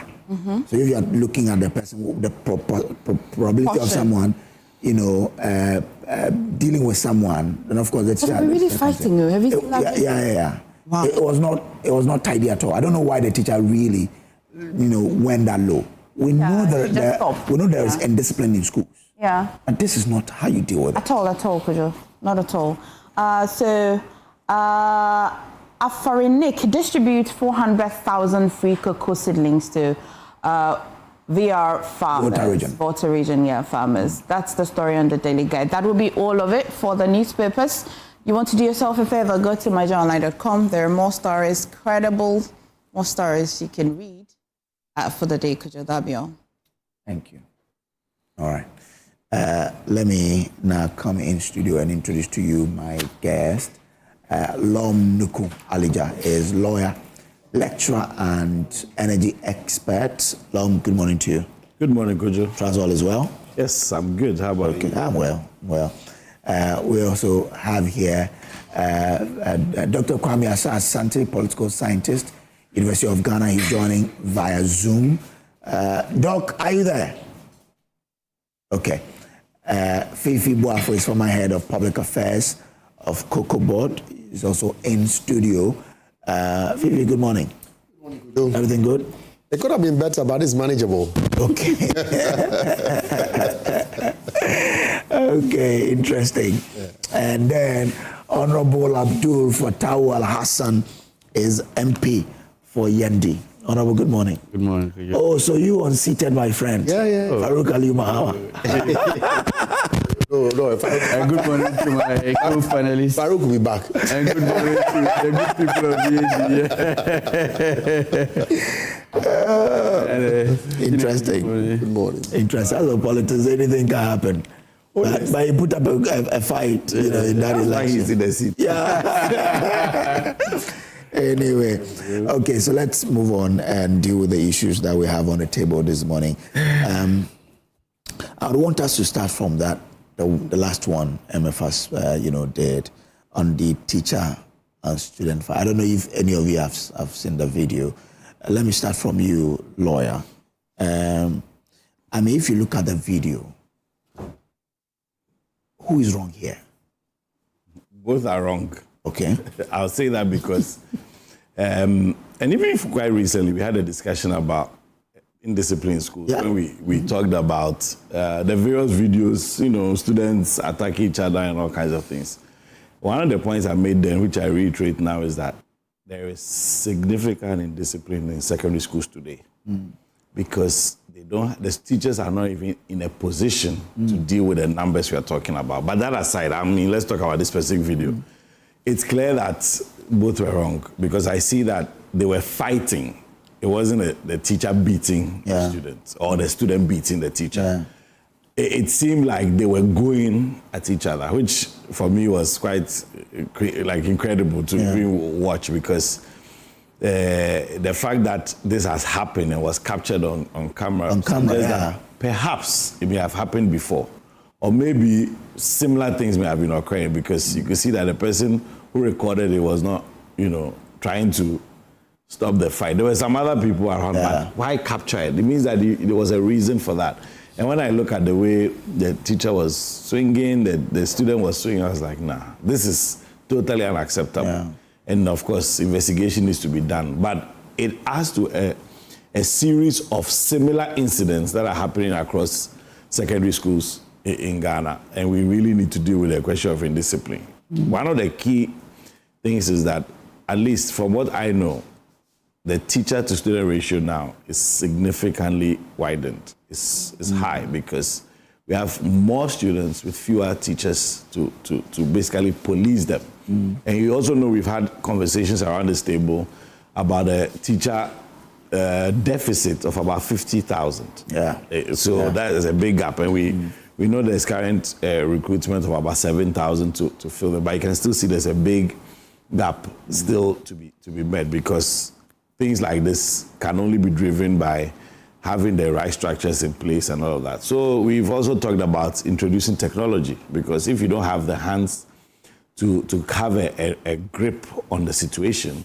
then it means that you must have a means of ascertaining the information. In other words, if, for instance, there were CCTV cameras around, we will know who the instigator was and all of that, because investigation has to be done. And, and you cannot discount the fact that in a student and teacher confrontation, there's undue influence also in, because other people around, depending on who they are, may or may not be able to tell the truth or the facts, because fear of persecution after and all of that.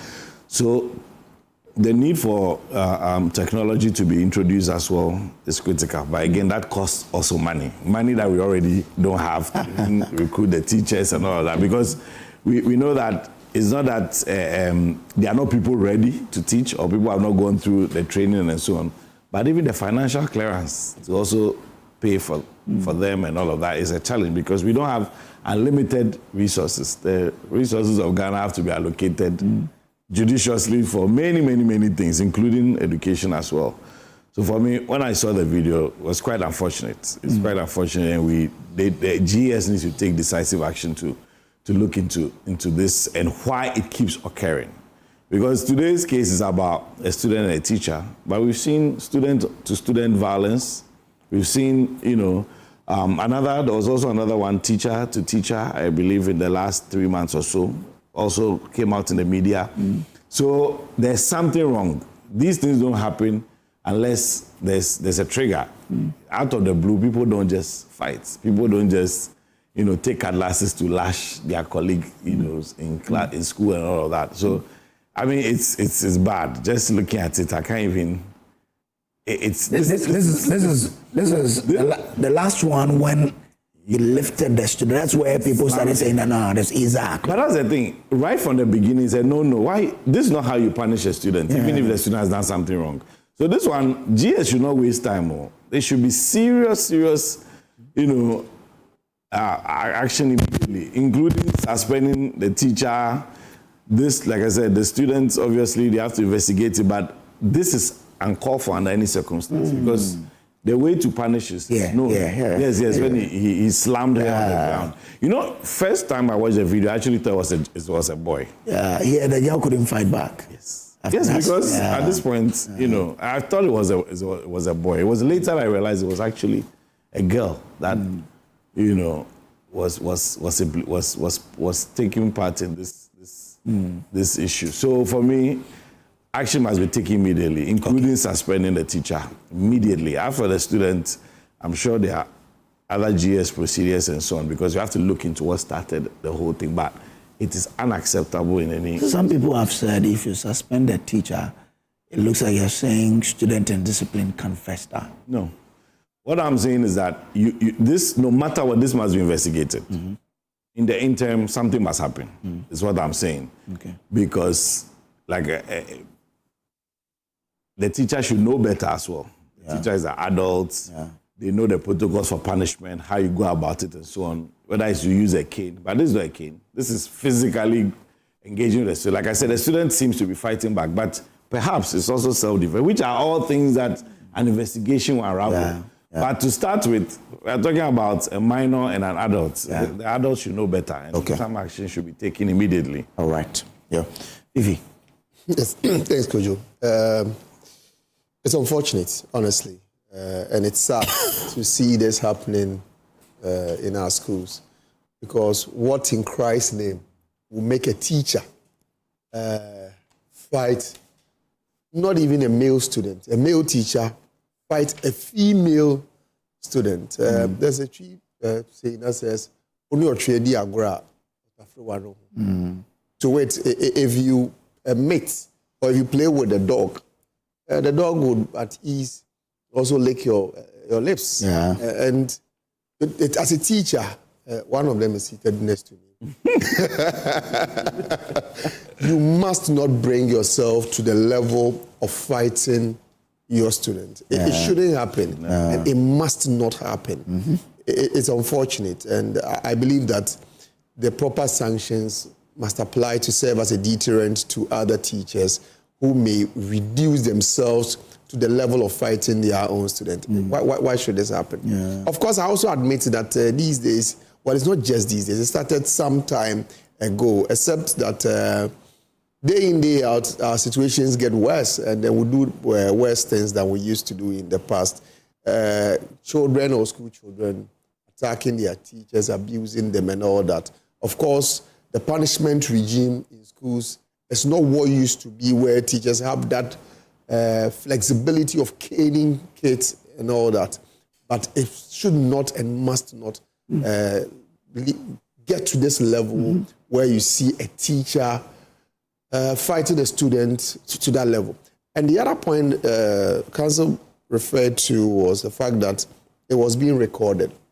Social media has given us the opportunity to see this, and it's an opportunity for the authorities to also step in and make sure that they correct the wrongs. But the other side is also the fact that now we don't seem to be interested in resolving issues when they happen, but we are rather interested in picking our phones to record. Because the question is, there were people around. We saw them fighting. Why didn't they intervene? Their interest was not to intervene and to separate them, but rather to pick the phone and record it. Must we record everything? These days, if you are not careful, the sort of things we will see going forward being recorded, all of us will be shocked because you saw them fighting. What was expected of you was to intervene and make sure, stop what you are doing. Rather, they were recording it. It's unfortunate. But some people say, well, it makes us see what ordinarily would have missed in terms of helping us understand why certain actions are taken. So, Kojo, what would have happened if they stopped them from fighting? There were a lot of people that they could have stopped them, I agree. So, yes, it's important that this gives us opportunity to appreciate what is happening. But we can also stop the problem rather than allowing the problem to go on and showcasing it to the whole world. It sends a wrong signal because, honestly, if someone is sitting back and then you're watching this video, the question you ask yourself is, really, so is this what is happening to my kids in school?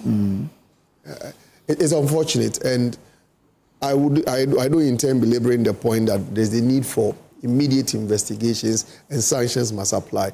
But a teacher fighting a girl in school, come on, you can't reduce yourself to that level. It's just bad.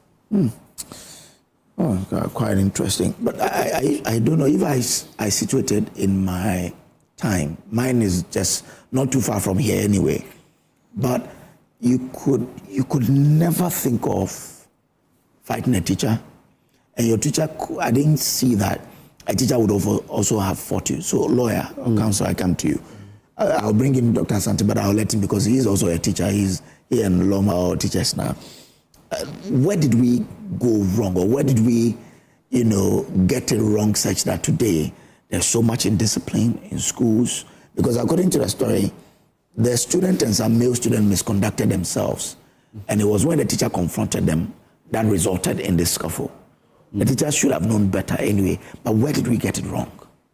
Well, how do we correct that? I think I can't help but agree with the earlier speakers. I don't think, if you ask me, I don't think it is the fact that we've now gotten it wrong. It's always been there, just that now, as a result of the technology that we have, is now coming out. So technology is bringing it out for us all to see and discuss. In my years as a student, I've never seen this. Yeah. So somebody will also tell you, even today, throughout his 3-4 years at the senior, you understand? So, maybe I went to a good school. So at this juncture, let me say good morning to Badu Bonso, Senior High Technical School in our university. Maybe they trained us so well that we didn't see some of these things. Yes. But you see, I saw this video for the first time on our platform. I'm a member of the Education Committee of Parliament. Oh, okay. And so when I was in Parliament yesterday, and then a member of the committee posted this video on our platform. And that was when I saw it for the first time. And so quickly, we all said I should refer to the GSGG, Director General, and if possible, the Minister and all those things. And I'm sure, as at even last night, it had been sent to them. Because this is an issue that must be taken seriously. And yes, the first question one will ask is, why didn't the bystanders intervene to stop this whole thing from happening? But the other thing you should look at it is that if not for this video, maybe we will not even be sitting here to discuss it. And maybe DG's attention will not even be drawn to some of these things. And so we would lose the opportunity to actually address some of these issues in our society. But I see the mind-boggling one is, as a teacher, you are a professional. the student is supposed to be undergoing training. In fact, you are, by your training, supposed to even inculcate some bit of discipline into the child by virtue of your training. And so there should be no justification whatsoever to warrant the teacher going to this extent. In fact, if at particular instance you realize that this is generating to this, you have to restrain yourself. Yeah. You should have the backstop with you to make sure this doesn't occur. You understand? And so for me, for the teacher to allow this to happen, first of all, I'm not sure there will not be enough punitive measures in the GES Code of Conduct to deal with such a teacher. I'm sure the Code of Conduct will be full of things that would be measures that could be taken to maybe kind of bring the teacher to book. But the student too would have to be given the disciplinary measures that are necessary in this case. I know this can even be taken up by the police because actually they've picked the guy up. Yes. In fact, they should pick the two of them because we have in our laws, if you go to our common assault, when there's mutual combat, it even amounts to an offense under our laws. So it doesn't exonerate anybody. Okay. Whether you start it or the other person started it, no. So once there's that mutual combat, both of you, especially, and sometimes it even becomes even more, I think Article Section 84 of Act 89, it becomes even more serious when it is seen to be disturbing public peace. That I cannot say for here. No, it could. Okay. Because according to a statement by the police, it says the teacher's alleged assault on the students. The police noted, and yet some students who reportedly pelted stones at the suspect and invited some youth from the town to the hostel in an attempt to attack him. According to the statement, it took the timely intervention of the police patrol team before the situation was brought under control, adding that the victim has since sought medical treatment as the suspect has been caged. So, but for the intervention, it could have degenerated into... Yes. So I see an attempt for the teacher to say maybe he was acting in self-defense. That's what I see here. No, they said it was after he had done that to the lady that it angered the student to invite some people from the community that come and attack the teacher. Okay. And so obviously it's a crime under our laws, and I think that criminal aspect of this should not be left out. We should look at it, and the GES Code of Conduct must take care of the teacher. And then there's the unnecessary regulations to also take care of this. And then we should find a way of addressing some of these issues. And it means that it just tells you, it just exposes the rot in our system, the rot in our educational system, and the fact that indiscipline, even though we can say because of technology is now out there for all of us to see, it means that we haven't actually done enough to address the issue of indiscipline in our school. And this is a wake-up call for all of us to really look at the way we've gone about things. I think today parents should also have a responsibility in some of these things. Sometimes I think we put too much on the teacher.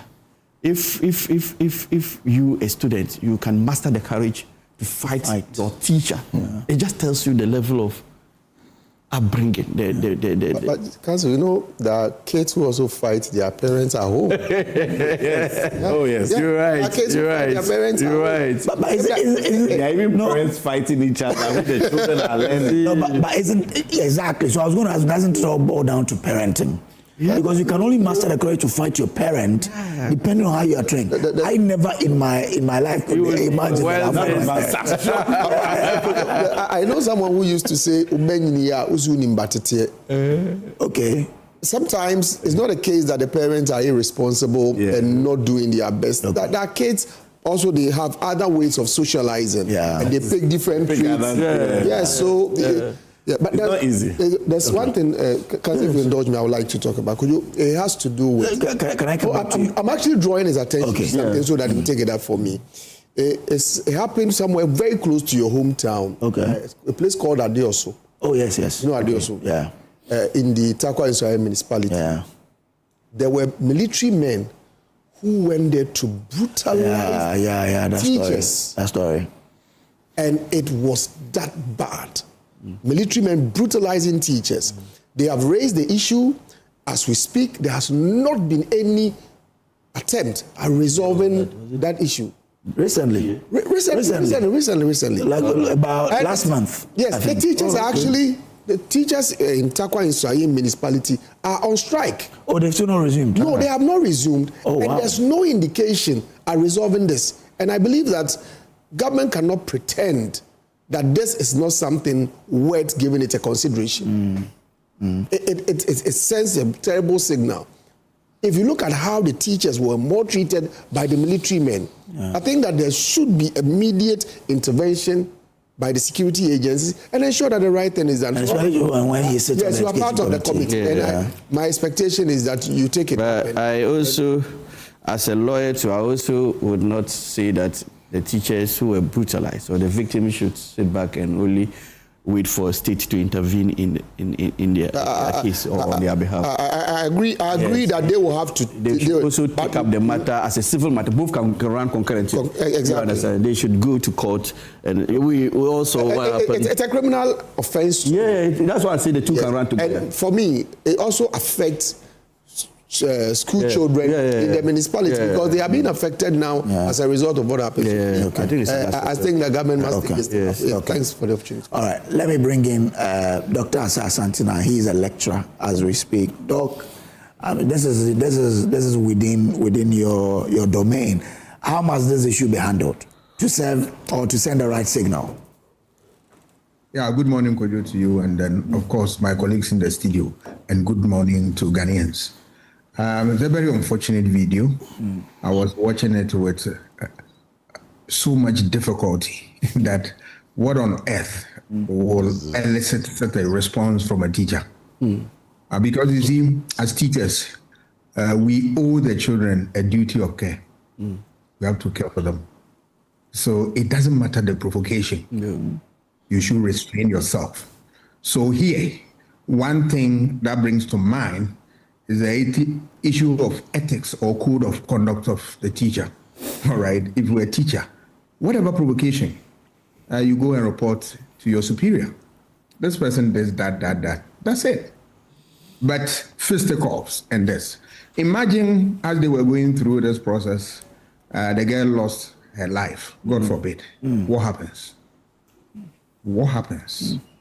So it's an issue, we have to look at it carefully, but I trust GS will take it up more seriously. One thing also brings to mind the issue of socialization. Socialization has broken down. The act of what inculcating values in children so that they grow and develop to become the best for society. It starts with family training, do's and don'ts. Then you go to school. School will add through curriculum and extra curriculum activity.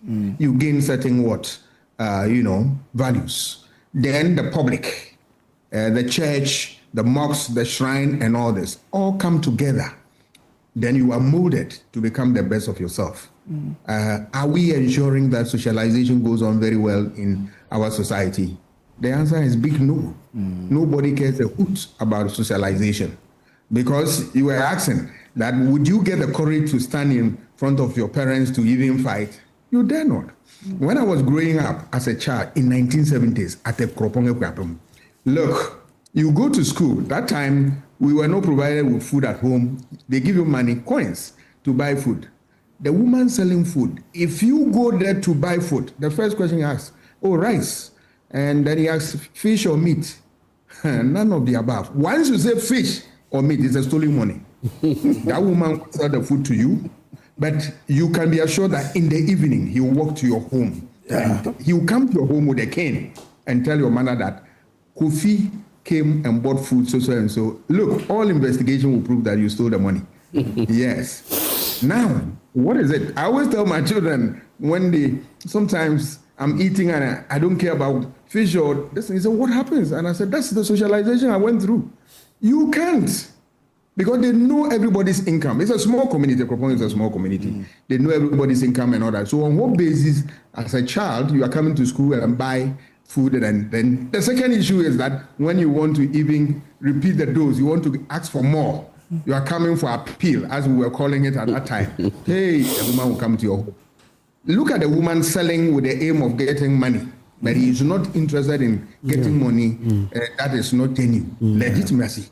Here you are. The third issue that I've seen is the issue that Jojo said, if I got the name right, our gentleman from the former Cocoa Board. Oh, that's Fifi. Fifi, sorry. Yes. Yeah. I'm sorry.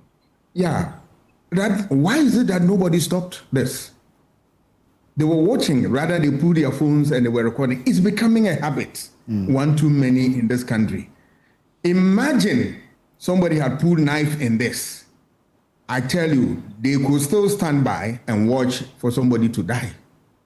This thing, we must find a way of inculcating proper values in people so that things of this nature, people will come in, stop it and all that. It is true that you may not be able to get the videos and all that, but we don't want to get a video when at the end of the day we lose an individual here. Let us not get a video.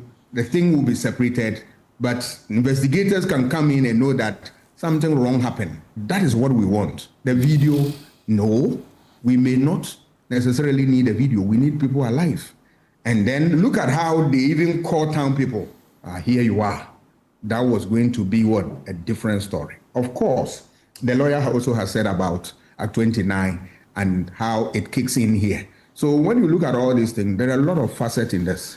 GES should be able to take their time, investigate this, and come out, and then be able to, address this issue once and for all. This type of behavior is difficult to understand. The teacher, it doesn't matter what. Yeah, you have to restrain yourself because you know better. And then the children also, you owe them a duty of protection and all that. But you fighting them, it's a difficulty. Yeah. You are a role model to the children. So what you do, Sorry, just to add on the issue of the videoing, the collapse building at Aveno. Yes. If you followed the narration very well, they said one of the victims, one of the people who perished, was actually there videoing the building falling, and it fell on him. Are you sure? Yes. I have not seen that. Yes. The guy was filming. He was actually not in the building, but he saw the thing coming, and all he was interested was videoing. He didn't realize how Christ. Yes, you might that you are far from it. Yes. Like when it hits him. Yes. Yeah. And he was this died. Yes. Something is collapsing. And he went there to film it. Yes. But people film all kinds of things. So he was the one who was taken to the hospital, but he died eventually. Oh my goodness. So you get a point I was making, that if we are not careful, we'll get to a stage where we'll be recording things that we should not even contemplate. Instead of saving people. Yeah, saving lives. Go that close. Yes. I do not know the full story. Yes. We just have to know at least when to record and when not to. You know what it reminds me of? Do we remember the Apiati explosion? Oh, yes. And how that happened? Yeah. When the driver was running, warning people move. Yes. People were rather going towards it. And when the thing was boom, there you could those who were filming. Yeah. Hey, run. Exactly. This okay. Anyway. Because I'm sad for the person who lost his life just by going to film a collapsing building. You don't do that. When the thing is coming down, you don't go there and say, I'm going to film it. Anyway, let me start on the next subject with Dr. Asasat. Doc, we've all been looking forward to the extradition of, Sedina Tamakula to come and face a jail term. Yesterday, we were informed that she's actually come and the police and prison service have all taken her into custody. What you are reading of this development? For me, the good news is that she has a lawyer and the legal processes are available to her. How you want to trigger in a process is a choice of her. And we are looking forward to see what happens.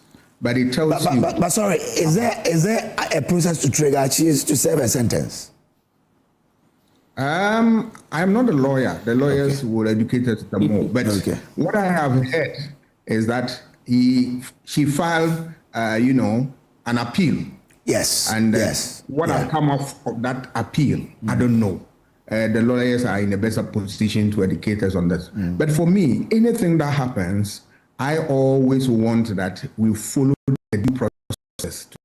Because these are the things that strengthen the frontiers of every democratic enterprise and make people attractive to. We all can say that justice. My issue is that at the end of the day, we see the end of story. That's it. That is all there is for me. Okay. Let me come in, students. Start from you, my honorable counsel from the ND. I mean, I wanted to find out from yesterday. We were told that there is an appeal that they filed. I mean, Samson told me on top, so I was not even. I didn't recall that. But so, what happens now? She's been brought. She's been taken into custody. What happens? Okay, so could you this whole trial? But sorry, before I let you, I think that no, you finish. I'll rather play that when I'm moving on to my next guest. Okay. I have a video I want to play, but I'll play that after you. That's fair. So this whole trial was done in absentia, and our laws allow that. Yeah. Specifically, the fair trial provision in our constitution, that's Article 19. Yeah. 19.2 actually tells us that you should be there in person to defend yourself. Yes. At trial. That's what 19.2 tells us. But 19.3 gives us exceptions on instances where you can be tried even though you are not around. Yeah. One, if, for instance, you are not making yourself available to be tried. Yeah. But then it should be, especially the emphasis was on when you are given notice. Yeah. So you are served with the charge sheet and you have decided not to make yourself available. Another instance that most people don't know is you may even be present in court, but you have made your presence in court to even make the conduct of the trial impracticable. Yeah. So you become a nuisance to the proceedings in court. Yeah. The courts can order that you be taken out, you be removed from the court, and the trial can proceed. Yeah. That is not an infringement of your right at all. The Constitution gives that power to the courts. Now, in the instance of Sedinam, we are all aware, in fact, she was actually charged here, and she even appeared in court and got bail. And then she actually asked for time to go and seek medical attention. And so the issue of notice is not applicable here because she has been given notice. But that makes it a little different from the one we have with Ken Oforiatta, that we are asking for. You know, some people were asking for him to be tried in absentia. Yeah. For him, for instance, if he, in the case of Sedina, even this, she has two options. In fact, she could avail herself to two options, but the first option looks a bit tricky because if she can prove that she was sick and her condition was so bad, and that was the reason she couldn't appear to stand trial, the court can order for a retrial, not appeal. Okay. The court can order for a rehearing of the entire case by the same court. Okay. You understand? So that's the first option she has. But then she has to prove to the court, because she could have two options. The first option was to prove that she was not given notice, but that is lost because she was charged here. The next one she has is to prove that she was sick throughout the period that she was tried in absentia, or throughout the period that she was away. If she can establish that to the satisfaction of the court, and the court agrees with her, the court can order for a retrial of the whole process. And that is allowed in our laws. Okay. Now the last option is, if that window is lost, then she can go on appeal. Which she began when the judgment was delivered. So can she abandon the appeal? No. So once it's begun, then they have to proceed with that. No, so it means that she's lost the bit about the retrial, because and we have to know the substance of the appeal or the grounds for the appeal. You understand?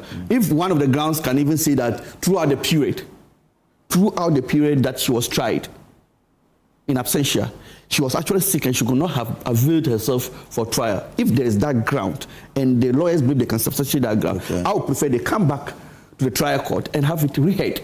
The whole trial reconducted, because that's much easier.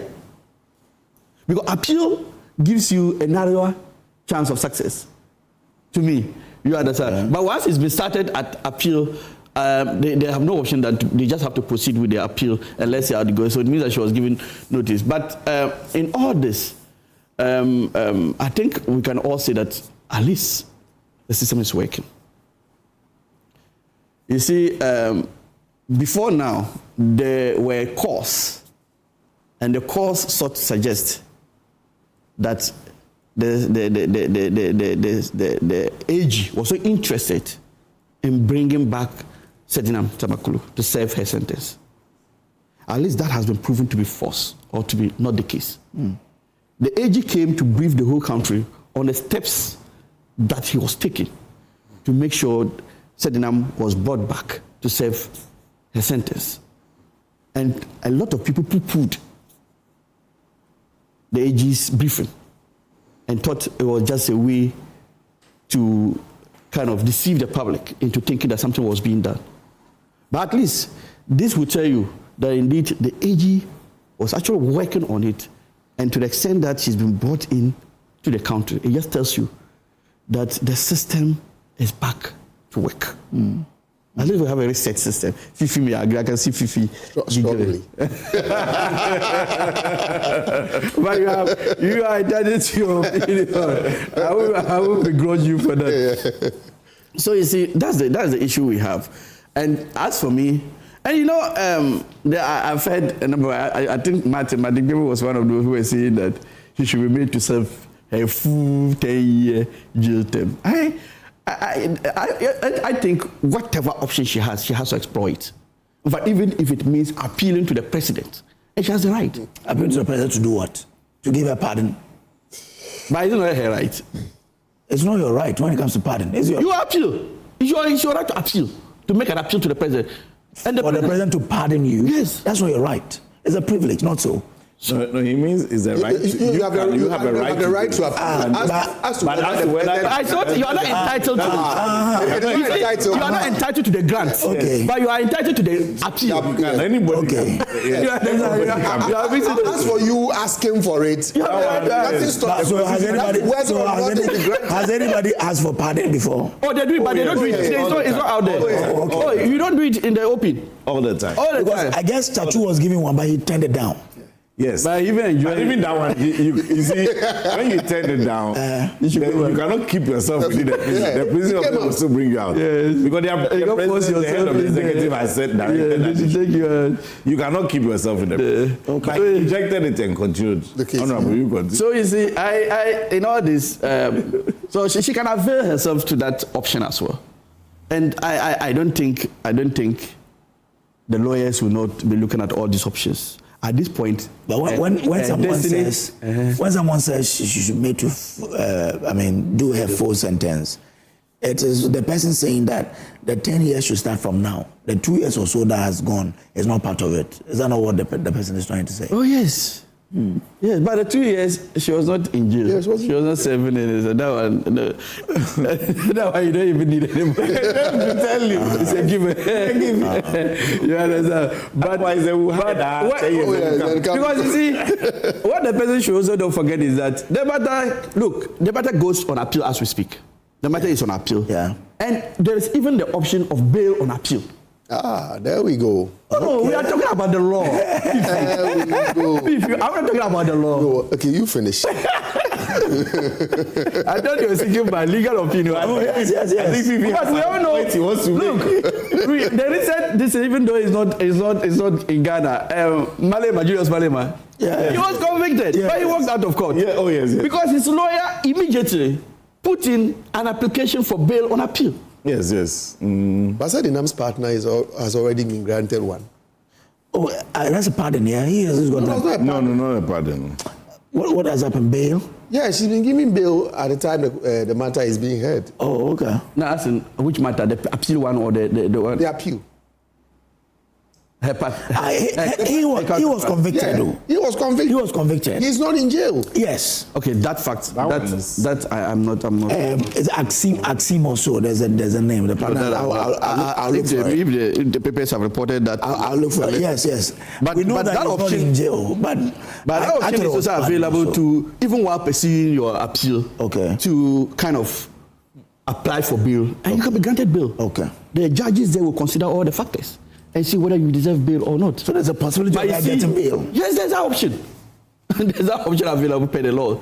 But what makes that also another difficult thing is, if they see her last attempt as jumping bail, then it makes the case worse. Because one of the key considerations, if you look at Section 96 of Act 30, if you are ever found to have jumped bail, then your chances of getting bail from the court, from the justices of the court, become slimmer. Okay. So that would be another consideration. If they see her being outside of the country at the time the trial went on, or for the two-year period, if they see that as she jumping bail, then her chance of getting bail in this instance, or even on appeal, also becomes slimmer. Okay. But then it's an option. It all depends on what the lawyers are able to put before the judges and what the judges make of that. Okay. But you know, one thing about it is that trial in absentia is usually not encouraged. It's not encouraged, but it is done to make sure that people do not defeat justice by fleeing. You understand? Yeah. People do not see that fleeing as a means to defeat justice. But there is also the means, the appropriate means, because see, when you are trying someone in absentia, especially when the lawyers are not even part of the processes, chances are a lot of things will go into evidence when ideally they should not be part of evidence. Because as lawyers, one thing we do for our clients is to challenge every bit of evidence being introduced in court. Some can be very damning to your client, but the admissibility of it is key.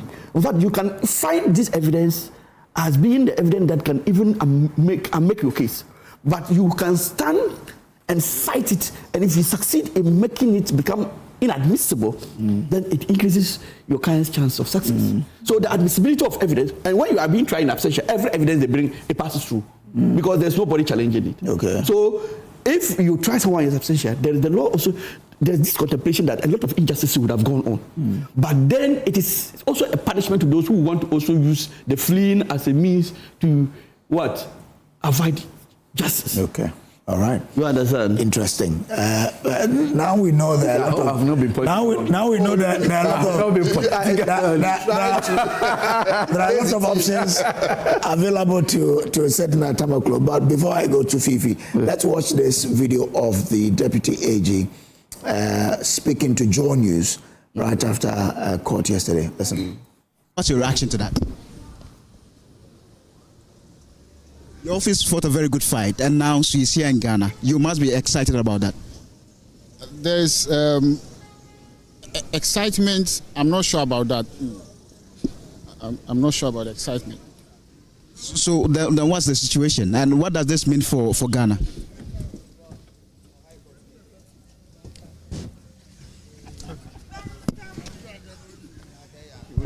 So that is the Deputy AG Justice Stream side there saying, I mean, they are not excited by this. But yeah, Vivi. Thanks, Kojo. So, Honorable was talking about the fact that the system is working. I'm not too sure which system he was referring to. Let me put on record that Sedinam was arrested by the security agencies in U.S., not on the promptings of government of Ghana. Well, ICE, as part of their operations. That's how she was arrested. No. So it wasn't because government had requested that get us Sedinam.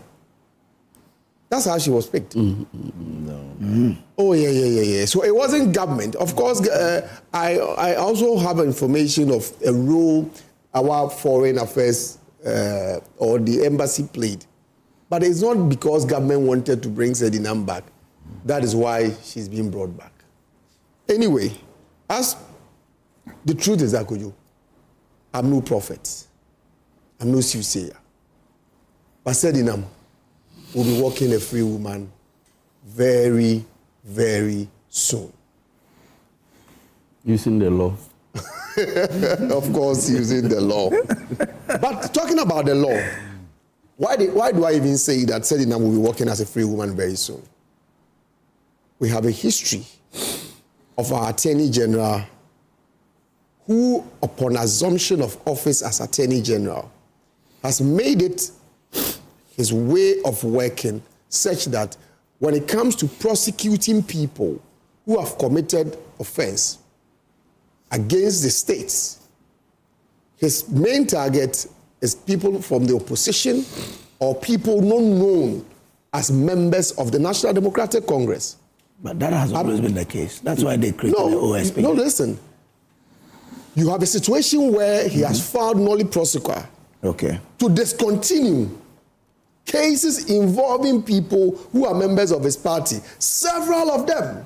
I'm sure Honorable has even lost count. The number of people who the Attorney General has decided not to continue prosecuting them. These are not people he's supposed to even start the process. The process were ongoing. But he decided that, well, since they are members of the NDC, why must we prosecute them? Let all of them go free. He said, I'm not a member of the NDC. He said, I'm any different from all the persons who have been told to go home and see no more. So why should Sedinam suffer? I said it the other time on this show that I am still surprised that Sedinam was in US. Why she was not here? Because what was she waiting for? Come home, you'll be pardoned, you'll be free, you can live your life. You don't have to continue, running around trying to avoid you being arrested. The Attorney General and the NDC has demonstrated that they are not interested in prosecuting people who are members of the NDC. And said in Atienu would enjoy that freedom. I do not think that they will do anything different. But he says through the law, will it be bad if? Well, yes, it will be through the law, indeed. But the point is that do others also enjoy the same freedom? Because if you say that the people in the national, the NSS case should be prosecuted because you think that based on the evidence before you, they've done something wrong. Why must others who were charged, they have to go home freely? At least go through the process, let the court determine as to whether or not the people have done something wrong or not. But if you just say that, go home, go home, go home, go home, it demonstrates to everybody that your commitment is not to ensuring that we do the right thing or punish people for the wrong things. But it is because they are members of your party. Apart from members of the NDC, the Attorney General should give us one person who he has filed nolli prosequi to discontinue the prosecution of that person since assuming office as the Attorney General of our republic. But all the people, all the high-profile cases, these are members of his party. So they are not committed to anything. It may be far-fetched, but I will not be wrong to suggest that, well, they have even had conversations with Sedina, Madam, why are you worrying yourself? Don't worry, just come home. We know how we do it. We've done it for your brothers, so why even you are a lady? So come home, you'll be free. In a few months' time, you get your freedom. I was talking about the Azim gentleman who was jailed. You know the Supreme Court has ruled that she should be on bail of 500,000 with 2 sureties pending the matter being heard. He is already home. So why would Sedinam be? And let me also draw attention to the fact that in her case, she had the opportunity to go to court and defend herself. I thought I made this. She waived it. I thought I made this. Yeah, but she waived it. So it's not a case that, well, she didn't, she was tried in absentia. She was going through the process. Who knows? Maybe at the point she thought that the way this case is going, I am better off going to say somewhere else. That's a speculation. Oh, well, it's circumstantial. Because the person was going through the process. What will force her to go and live in the US? What stopped her from defending herself? She had a right to defend herself. And of course, until you are proven guilty, you are not, you've not committed a crime. It is until you are proven guilty. And she had the opportunity to defend herself. But of course, maybe at the time, she didn't have a sweetheart to give her the red carpet to move on. So she didn't trust the process. But this time now, why not? Just like others have enjoyed, I am expecting that Madam at Unita Makno will enjoy same. Lawyer, Kojo, where do you sit on this matter? Okay, well, let's start first. I think Fifi made a point which I need to respond to first. Okay. That's in respect of the arrest. So yes, in fact, in her case, she wasn't arrested by ICE. She was arrested by the U.S. Marshal Service. That's okay. Yes, and the U.S. Marshals, they are responsible for arresting fugitives from justice.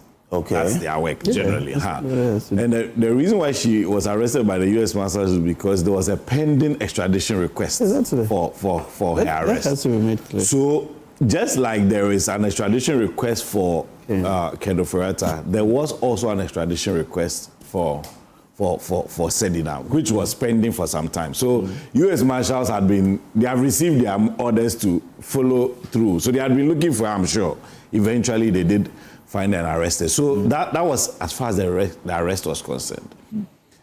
Now, we've seen, for example, in even the Kojo side, that he was arrested by ICE. ICE, yes.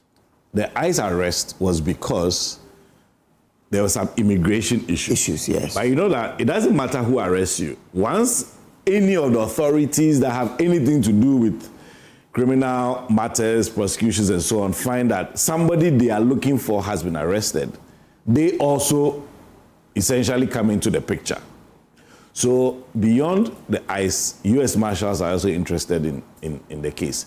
So far, the cases that the court proceedings that we've seen with respect to Kojo have been ICE related, but you realize that the extradition matter came up within the context of the ICE matter, because ICE was saying that even though we have arrested him related to immigration-related matters, we also are aware that there's an extradition request, which they have not been able to file, which is the reason why the court granted the bail. Of course, in fact, even if they have filed it, the court may still grant bail, because I think, as Honorable has also explained, bail is a question of whether you appear in court or not.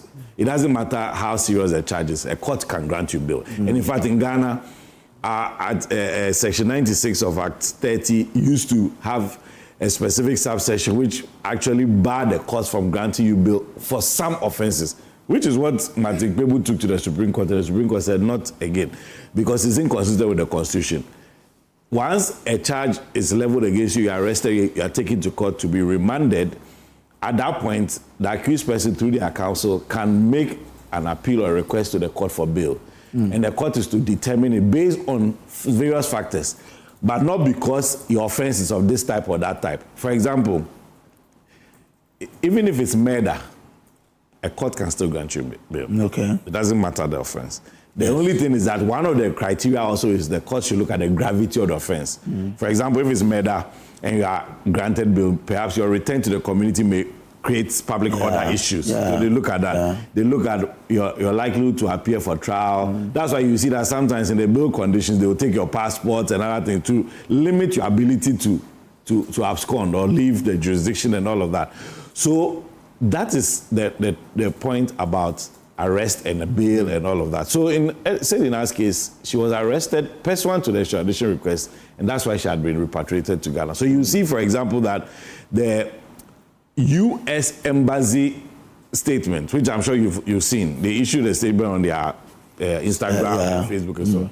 They were essentially highlighting the fact that, yes, crime is no longer just a state jurisdictional matter. If it crosses borders in any dimension, they are ready to support, and they hope that this will be a framework for further engagement and all of that. I'm sure they are also indirectly responding to the fact that some people believe that we seem to be extraditing people from Ghana there all the time. But we are having challenges.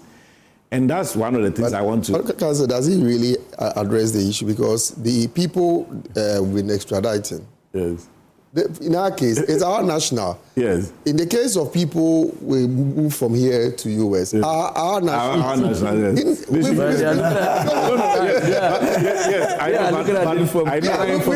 have any record of extraditing an American who has committed a crime to come to Ghana. But the young men who have been extradited to US, they are all Ghanaian nationals. Yes. So in response to that. But I mean, in law, if the person is, let's say, an American national who commits a crime here, America can take jurisdiction of the case and handle it, not so? It depends. It depends.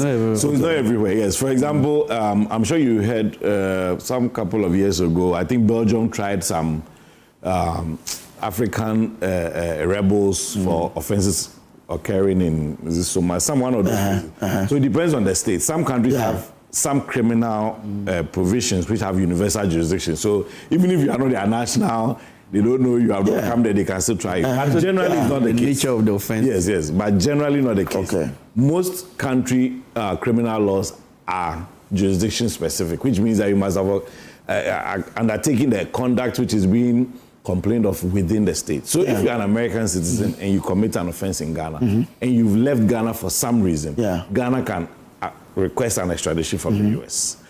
I don't know of any US law which allows you to try the person for what they did in Ghana. I'm saying that when they can't invoke the nationality principle and that's what I'm saying. It depends on the laws of the And you know, US too, we are talking federal states, so it gets complicated. Right. But the point I was coming to was the fact that it is a judicial process when an extradition request is made. Which means that you have a right as anybody to defend yourself, prevent the extradition. In fact, the MP who was recently arrested in the Netherlands, if you follow the discussions, many people have said, oh, we should get his lawyers, government should support him to get attorneys to fight the extradition. Because if he succeeds with fighting the extradition, it means that he will not leave Netherlands to the US.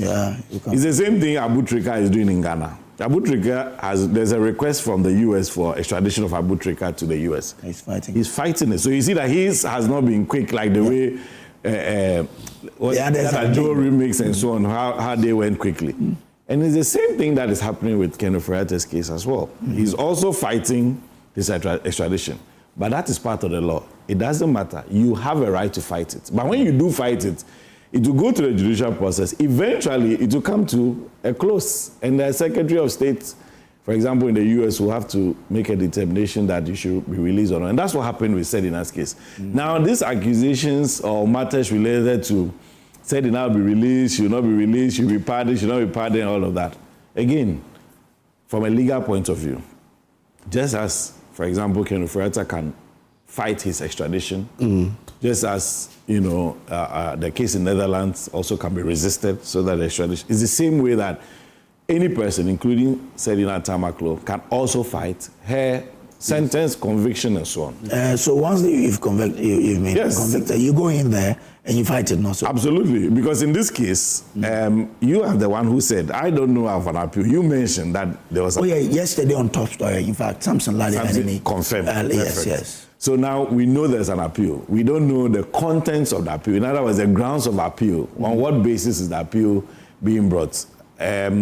Honorable mentioned the fact that her trial in absentia did not occur without her being notified. And that one is a critical point as well, because we know that the trial started, she was on bail, and she actually requested permission to go for medical treatment. Now, once the court granted you the permission to go, which means that if the permission allowed you 1 month and your medical condition is taking you 2, 3 months, 4, 5 months, 6 months, there are many things you can do through your counsel to notify the court, to seek extensions, all of that.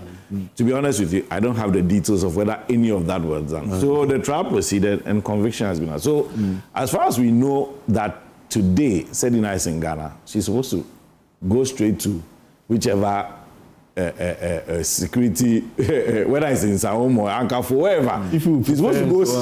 Oh, no.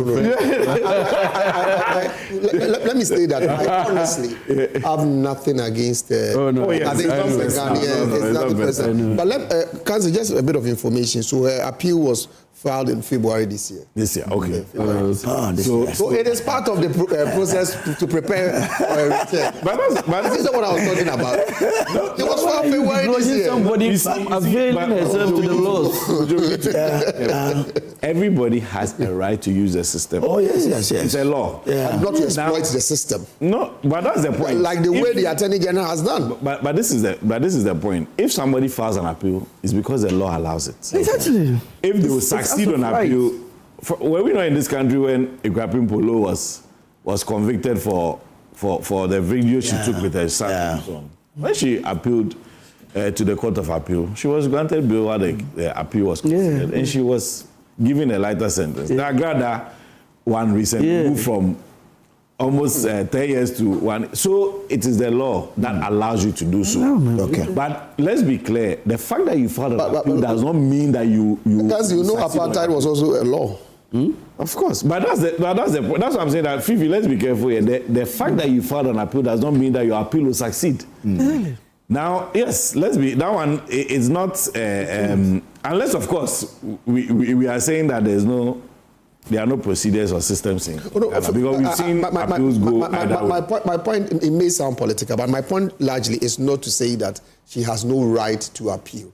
My point is just to demonstrate that based on what has happened, the actions by the Attorney General points to the fact that it is not just because she's going through the process. It is a certain system that has been put in place by the NDC that whoever is a member of the party that falls foul of the law, and that's where that's an issue. I wish, Councillor, I wish you spare me a minute of your time to. You see, that is where I get. They have demonstrated that they are not interested. I started by saying that you see they have found a convenient way of shifting the goalpost. Initially, the issue was that this whole issue of trying to get Sedinam extradited to Ghana was a sham, and that it will never go anywhere. Now that she's back here, they have shifted the discussion. I don't know about that. No, that was what. But what I know, what you Kojo knows, what a viewer is aware of is the fact that the NDC. Oh, the fact that you are a member. Oh, go home and see. Let me, Fifi, tell me, in the entire 8 years of MPP, with your AGs in place, tell me one MPP member with all the issues that came up, that your AG, any of your two AGs, took to court for the entire 8 years. Does it mean no MPP member did any wrong in this country? See, so let's not be, let's not be hypocritical. No, I can tell you that in James' first term, at least Abu Kapele, who was an MP, was put before court, charged by the same government, a member of that government. He was a member of that government. He was charged and put before court, and then he got convicted and sentenced. You have not demonstrated that in your entire 16 years that you have governed this country. But Abu Kapele was not sentenced at the time John Mahama was. Abu Kapele was charged and put before court. Yes, before he was charged, but he was not sentenced. Yes, but you only came to position. And then you have your AG interfering with court proceedings, calling witnesses on phone, direct them on what to do. That is small corrections are more. If it's criminal, what's stopping it is. It is not accurate that they haven't done so in their 16 years. Okay. Remember, in President Kufuor's time, Malam Issa was convicted.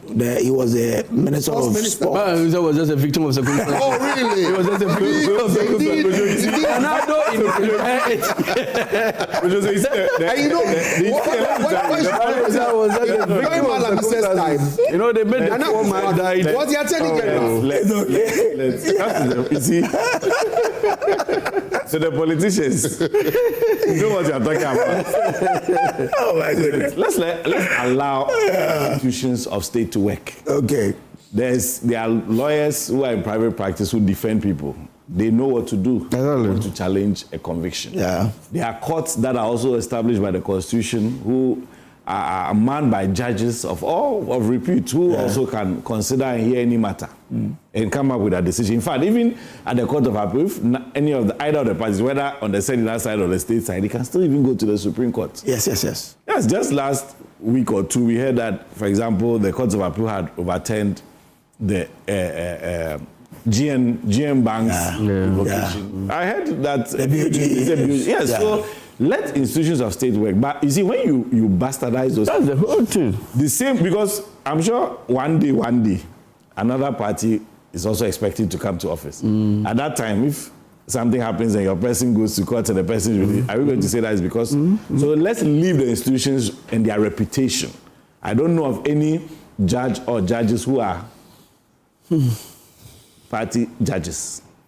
But Vivi has not touched on the charges. No, he's saying that she will come out. Yes. What it means is that you are saying that the Court of Appeal will release her. No, my reference. Let's be very please. I think you are getting me wrong. Okay. My reference was with the Attorney General because the Attorney General has filed for a nolli prosequi to discontinue. This one, there's nolli prosequi. But the President also reserves the right to give a pardon. Good, and that's why we all said... I am not in any way suggesting that the court is compromised and the court will do something untoward. I am only making the point that the NDC has indicated that when their members are to appear before the court, they have a way of ensuring that... So let's put it this way. We've all agreed around this table that even with a pardon, it is only a request anybody can make. As of today, we only know of an appeal. We don't know of any request for a pardon or otherwise. It may happen, it may not happen. Anyway, Kojo. So, and that's my suspicion, and I reserve the right to have that. All right. Anyway, Kojo. All right. It is also based on what has happened. That is what is informing my conclusion. Anyway, Kojo, can you imagine this? That the same Attorney General today, you understand, was in opposition, saw everything wrong in the prosecution of these individuals. Dr. Dufour, the Bank of Ghana Governor Colin, yes, Akufo-Addo. He spoke vehemently against those prosecutions, and he felt those were persecutions rather than prosecutions. Can you imagine that the same person will now come today and now want to turn the whole thing and say he's going to do prosecution? That means that in principle. So let me ask you a question. So if there was a criminality, which he believed there was none. I'm coming. If there was, yes, and because he disagreed with the prosecution, then yes, he becomes AG today. Despite the fact that there is a criminality, he would have to declare. So who in NDC would you even find to not be opposed to that prosecution? It means that you are saying that in a sense nobody, because you see, when you are given your, that is very wrong to suggest that the fact that somebody is in NDC, yes, you may all be in the NDC. You may all be in the NDC. I haven't concluded my point, so you can't take me on that. You will let me build my point. View from the Attorney General. The thing is that when the Attorney General is appointed, or when any minister is appointed and he's sworn in, he takes an oath. His oath is to make sure that he does justice to all manner of persons. Yes. You understand? Yes. And so, if he comes in and he sees that per his oath, this and this and this were not done right, and that these people are being persecuted, he has to go strictly by what the oath tells him. And if his oath tells him, by your argument, you started by saying that there's a person who believed that those prosecutions being done during the MPP time. Yes, because he had. Yes, I'm coming. Yes, that is the first point. Yeah. And I'm asking, if that is it, yes, I would then saying that even if there is criminality, just because I disagreed, I have to declare null prosecution. No, but in this case, he found no criminality amongst all those people. He found no criminality in those cases. Okay, all right. Let's make progress. Even they said they couldn't find criminality. Even the Attorney General was calling people to kind of twist evidence just to get Akufo-Addo in jail. They had no evidence against those. That's not correct. That is why it took them 8 years. Look at police case. 8 years. You couldn't get us any results. Now you are telling somebody. Also count the number of appeals that matter had to go, the back and forth. It's the person's right, but it's not a case that the Attorney General was not prepared to prosecute the matter. There were several Supreme Court rulings on the matter. They'll go back and forth, and it takes time. So it's not a case that the Attorney General at the time was not interested in prosecuting that matter.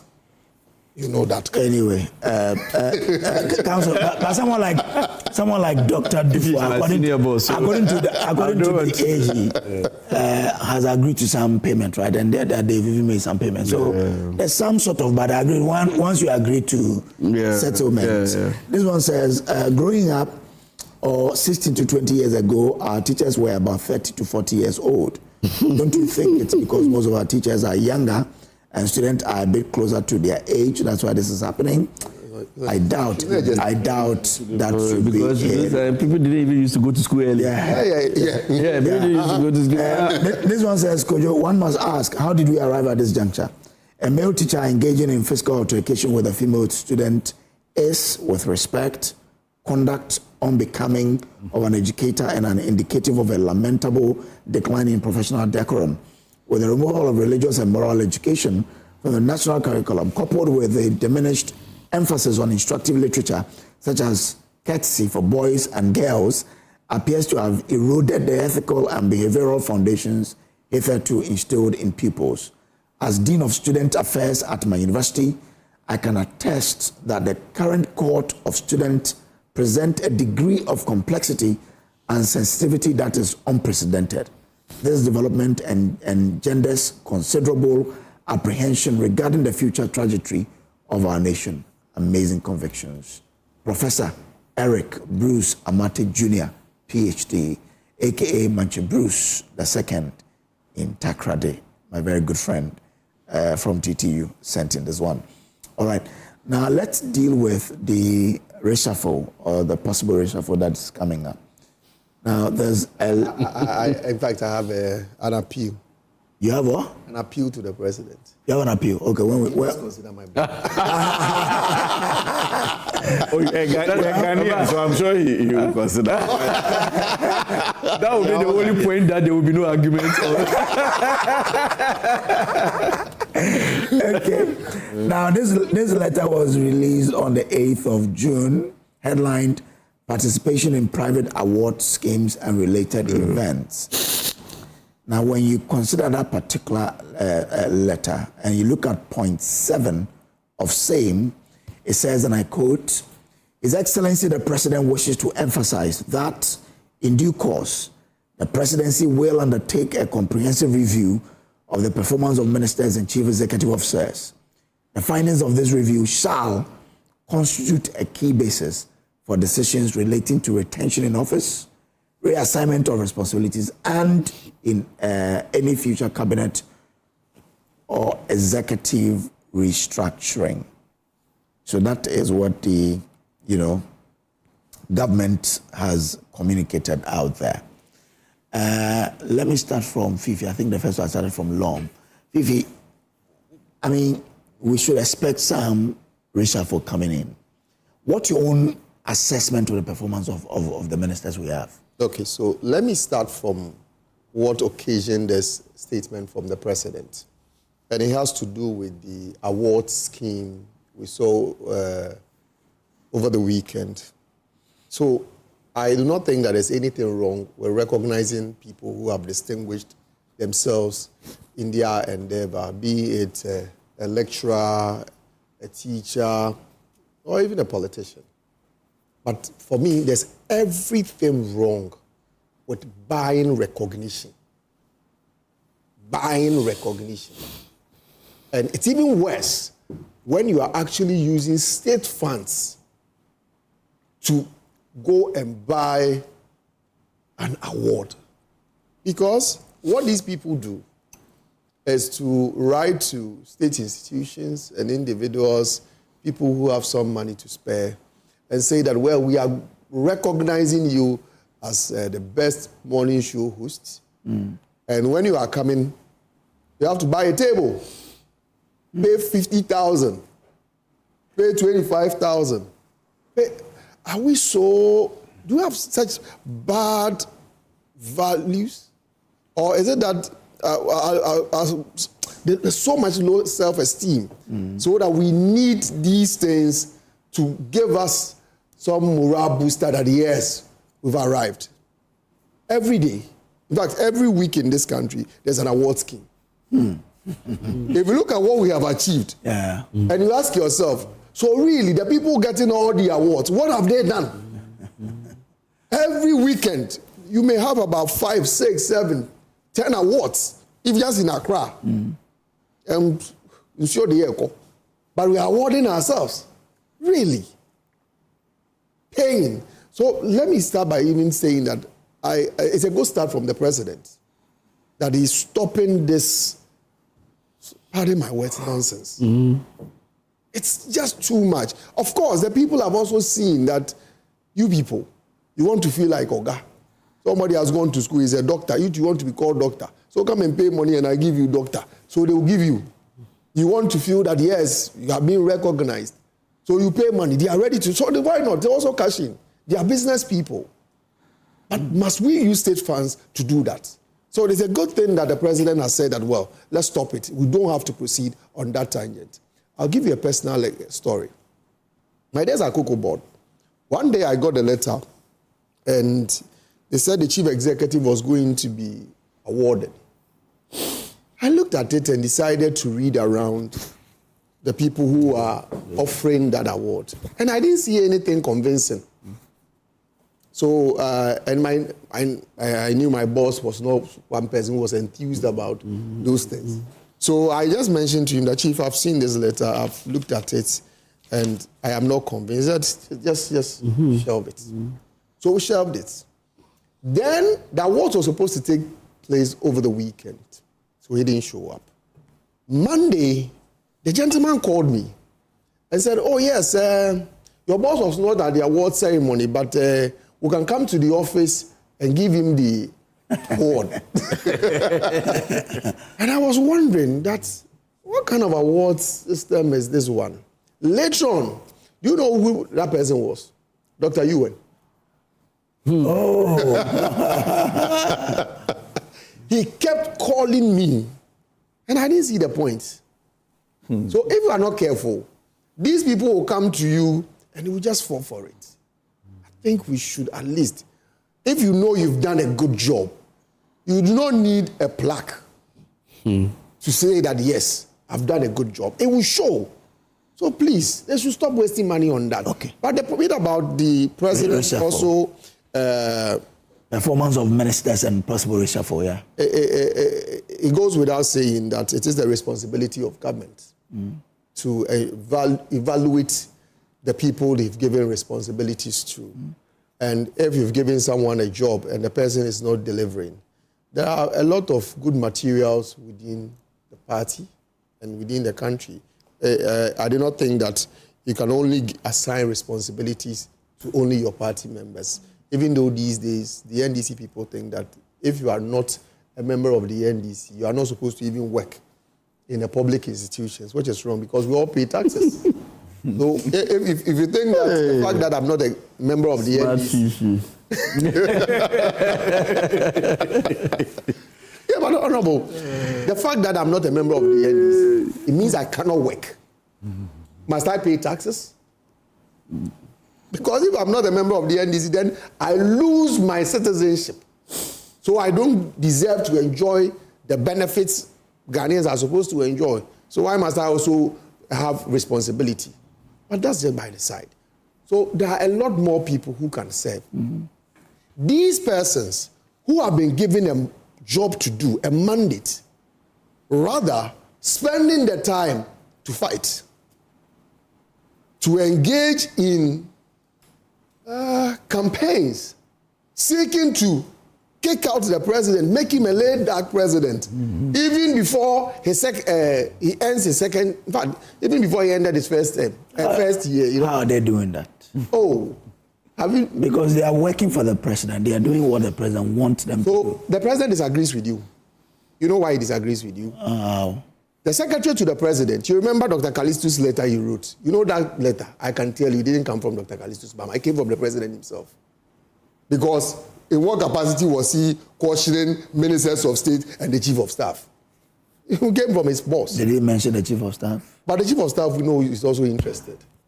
Is he not interested? But nobody was mentioned. Oh, but he's interested. That's when we are aware. But apart from that, you had the spokesperson. But I know people want him to be. Oh, the man. Yeah. He's a nice man. Oh, yeah, very, very nice guy. But apart from that, the spokesperson to the president, Felix Kwachofosu, he came out and said that, well, all those who are jostling to replace the president, your actions are affecting government. Felix speaks for the president. So if he speaks for the president.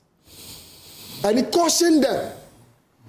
Really, why should we have a situation where farmers are crying? Farmers need seedlings. Farmers need fertilizers, support, irrigation. And the money is not coming because they say that the agriculture minister is also interested. I should give you money so that you perform and the people will know that you'll be a judge best minister.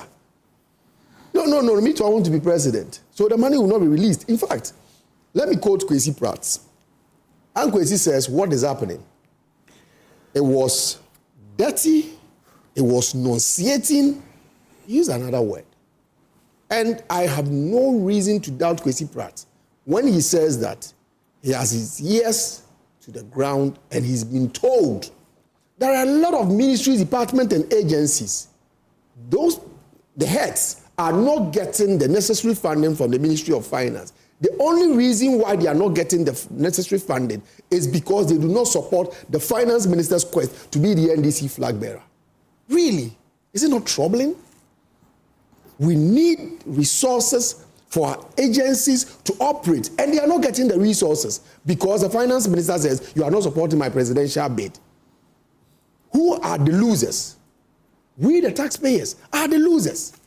Why must we get to this point?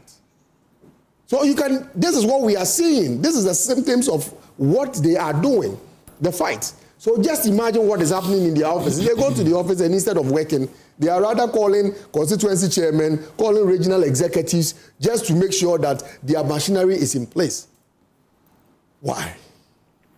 Question is why? Anyway, the president says he was going to crack the whip. Watch out. And I think that the president, this one is just Takashi he's doing. Okay. The Takashi because first he got Dr. Callistus Mahama to write a letter, then he got Felix Akufo-Addo to also do what? Come out to caution them. Now he's issued another statement. How many times? Okay. All right. Would he go on with this caution? I'm grateful. Mr. President, you have the power. Mr. President, you are in charge. Mr. President, you have the experience. Nothing stops you. If you can't do it, stop writing letters.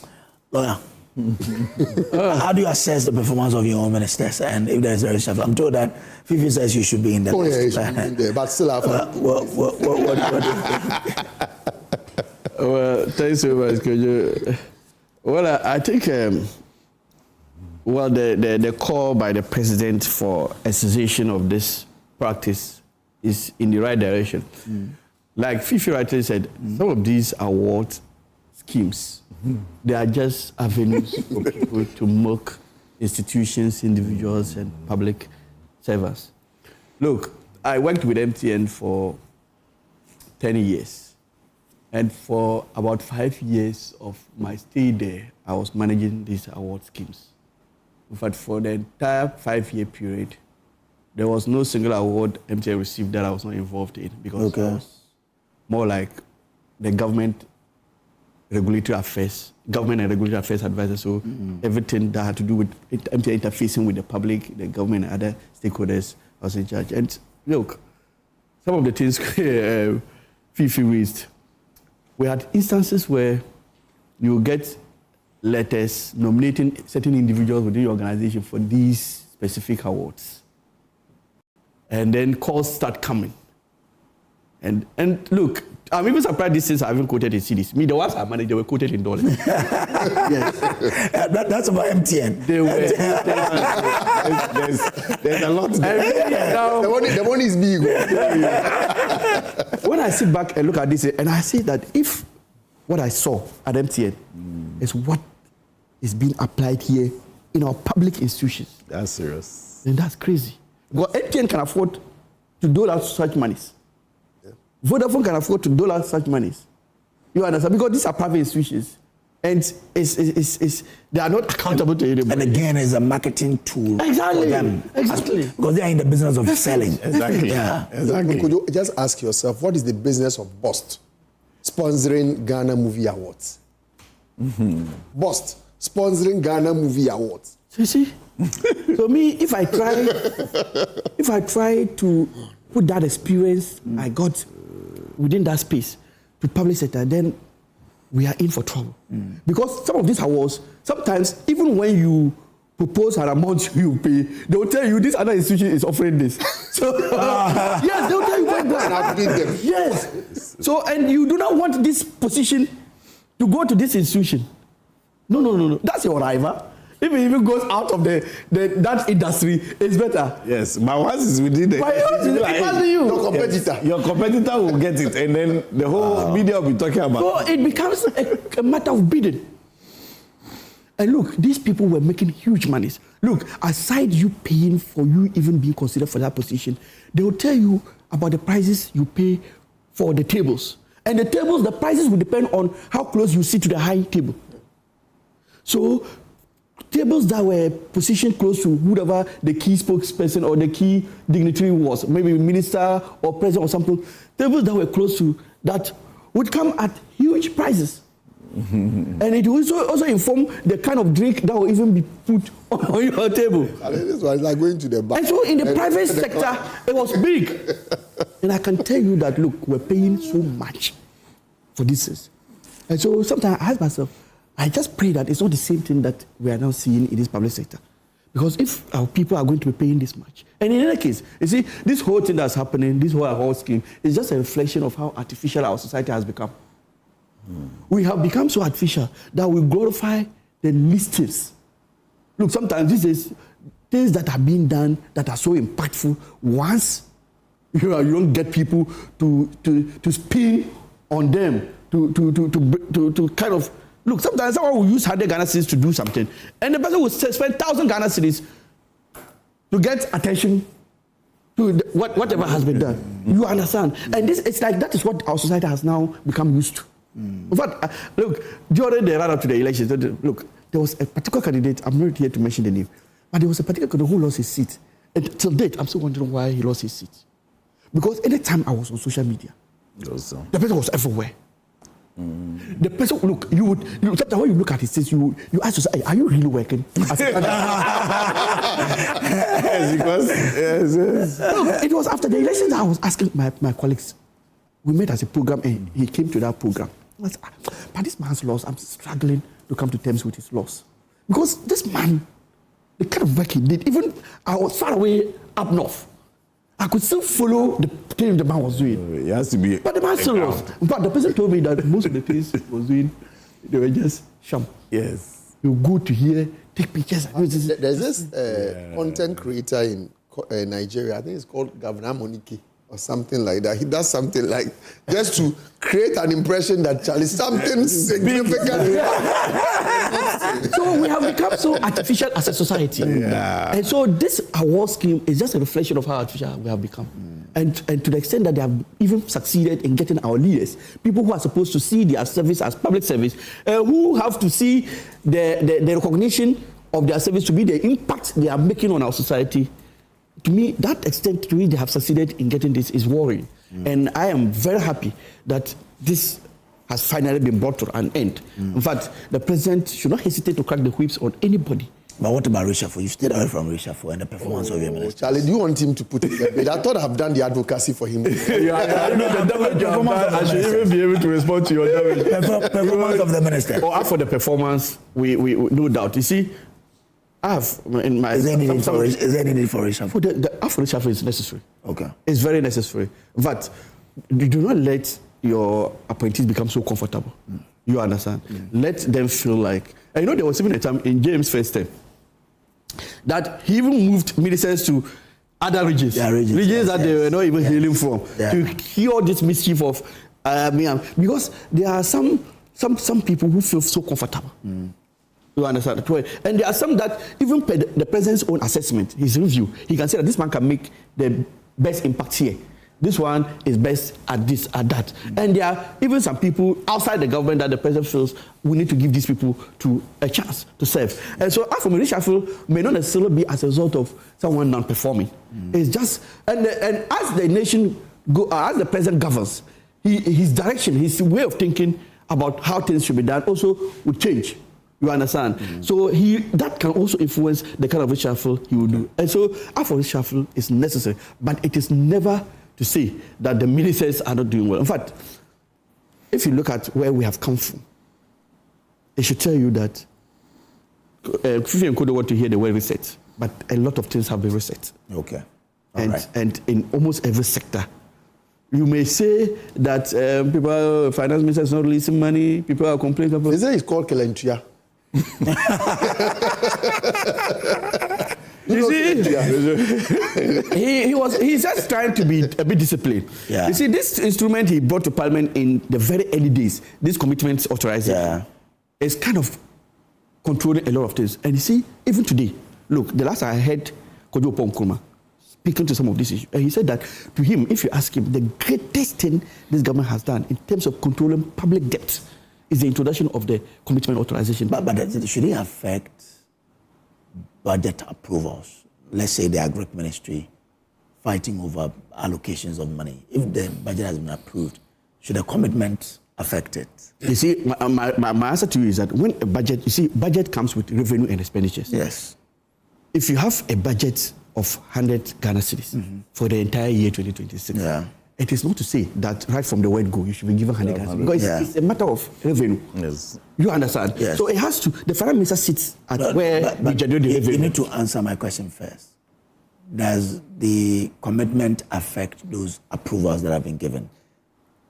If we say it affects, negatively or positively, because see, it's meant to affect it. That is the whole design. All right.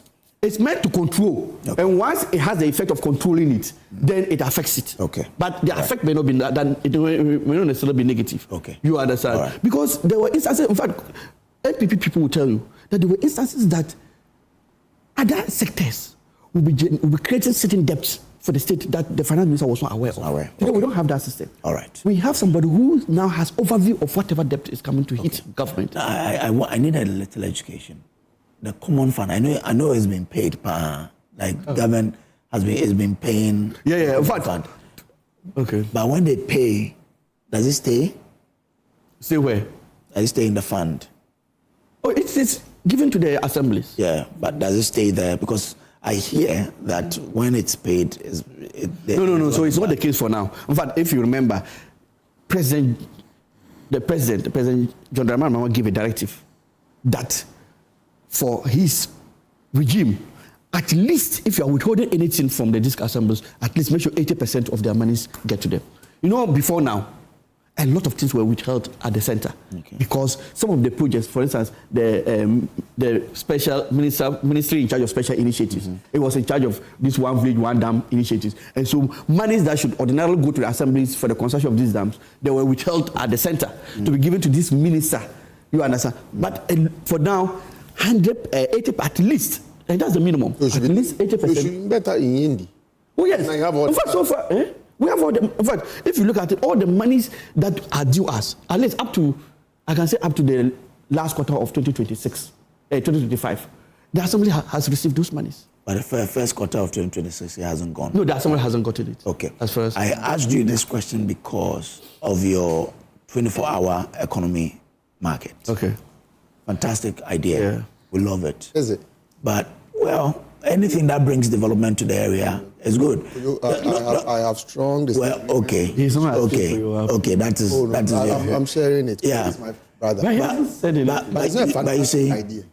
The implementation. I know the source of funding is the common fund. Yeah. I'm saying this because if my MC is watching right now, he will know where I'm getting to. Yeah, I even actually know where you are. The idea, the decision is that they are going to use the old market we have and modernize it into the 24-hour economy, and they are planning to relocate the traders from the current market to a new place, interim for them. And my fear that I've expressed to him is that we all know project implementation cycles in Ghana. When a project starts today, you are not sure when it will be completed. And when you are touching the livelihoods of people, you should be careful how you go about it. And that's why I wanted to know if that funding... It's well-founded. Because in most districts, but 95 to 98% of the districts I know, there are new sites meant for these projects. Because like you said, it can disrupt economic activity and you cannot tell the timelines. Because in fact, there may even be some alternative sources of funding that will be added to the allocation that is given from the District Assembly Common Fund to be able to meet the budget requirement for the market. Because if you look at the figure quoted for some of these markets, and you look at the percentage of the Common Fund that is to be given quarterly for this project, if you sum it up, in certain instances, you don't find the money being up to the project sum.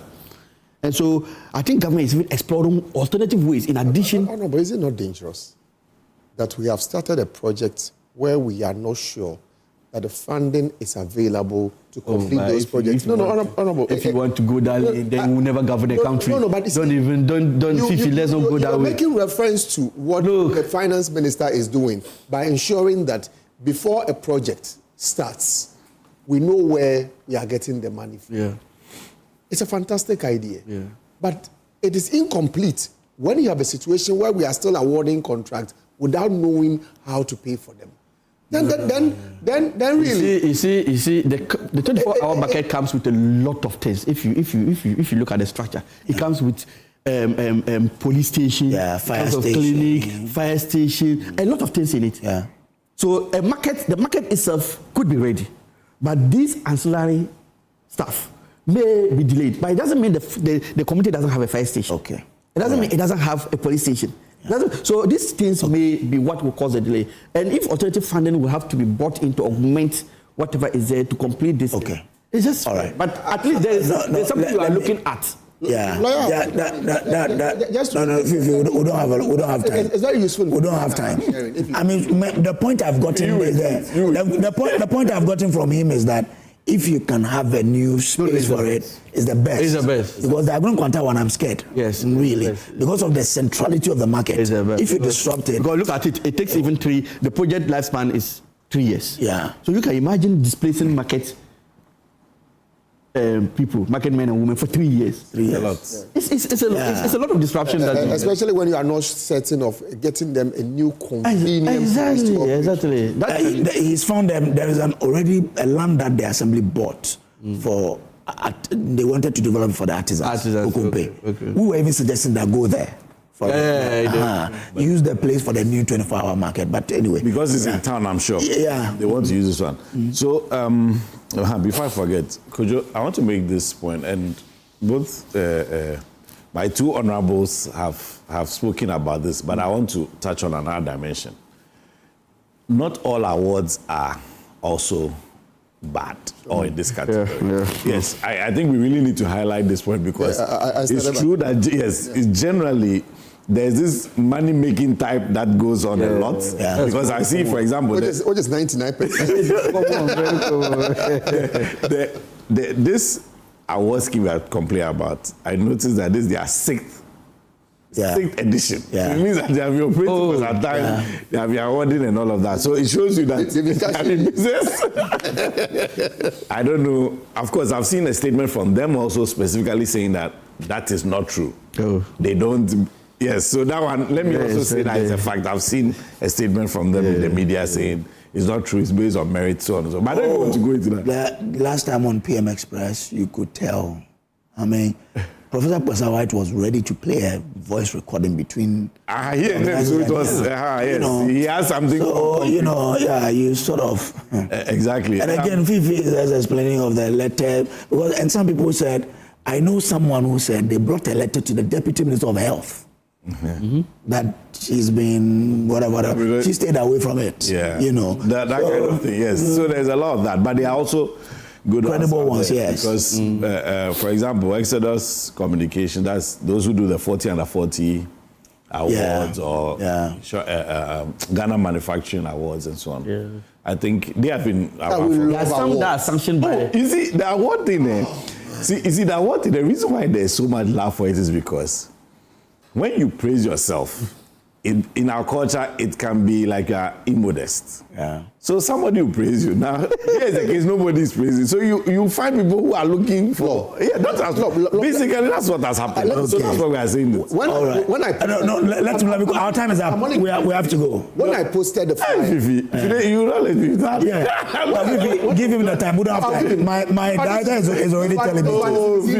When I posted the flyer about the show today, someone sent me a message that, that's his lecturer. Yeah. He's a good guy. The people already, they know what you are doing. Not because you've not gone to stand at take a plateau, you are not being recognized. So, Kojo, let me touch on the reshuffle. Yeah, just briefly. Yes. So the reshuffle, in fact, when we use the term reshuffle, we are assuming that we are just going to move them out. It should be possible to even replace. New entrance. New entrance. Yes, also go. And then, of course, there is also the thing that it's not every change that is necessarily based on you are good or you are bad. Sometimes another person can do better. You might be doing okay or you might be doing well, but maybe another person within the pool can do better. So you can be reassigned as well. And we all know that ministers, deputy ministers, they serve at the pleasure of the president. So if the president needs you in another place, that should be it. And if he changes you, so be it. So as for that, we welcome it. Okay. Yes. We're looking forward to it. This one says, Sedina Tamaklo is back. A court has already dealt with a case and she was found guilty of stealing Ghana's money. Let us focus on her. Okay, so Sedina, welcome to serve your 10-year sentence. You really deserve it. Master Planner Junior, policy analyst, Ken Tempo brought this one in. But let me give this one quickly. This one says, super amazing New Year to Mrs. Nana Efua Oko Foley of Goldfields, Ghana. Yesterday was your birthday. You are an amazing woman. Do have a blessed new year. She says, on the occasion of your special age, may the blessings of the Almighty be abundant on you and your household in good health, wealth, and long life. From the entire Mensa, Oko, Jakuma, Mallet, Akwe, and Agri families, we say a belated birthday to you, Mrs. Nana Ekwia Oko Foley of Goldfields, Ghana. Thank you very much. Well, those who join me on the show today, lawyer Lom Nukualija. He's a lawyer, a lecturer, and an energy expert.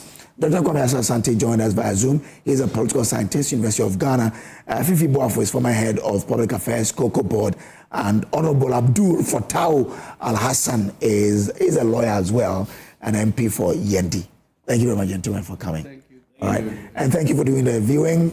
We'll meet again, God willing. We have a lot for you here on the show. We'll take a break and then we'll return with much more. Please do stay with us.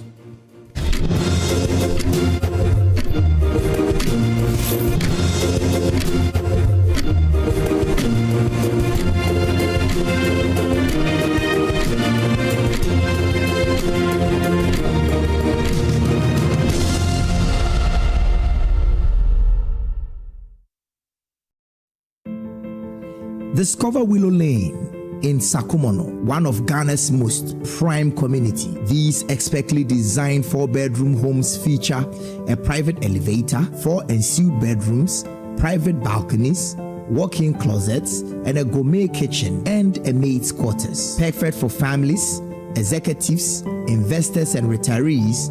Our community offers a swimming pool, playground, and 3-tier security for your peace of mind. Experience the ultimate in comfort, convenience, and community here at Willow Lane, Sakumon. Visit waylead.org or call 0240-111119 or 0308-040500 to book your tour today. Waylead, your trusted home builder.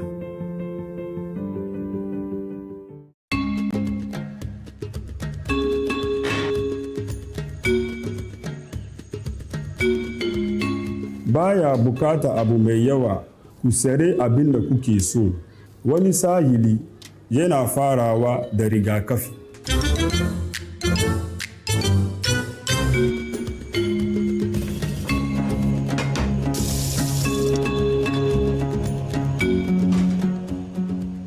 Kulawa ba kowane lokaci yake da karfi ba, shine saurara, takasansan da yin ƙananan abubuwan da suka dace.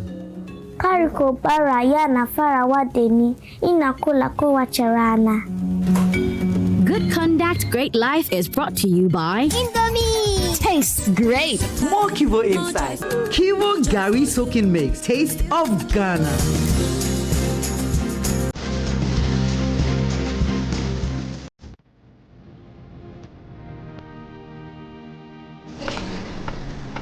Through every stage of life, some things simply stay with us. The spirit of never giving up.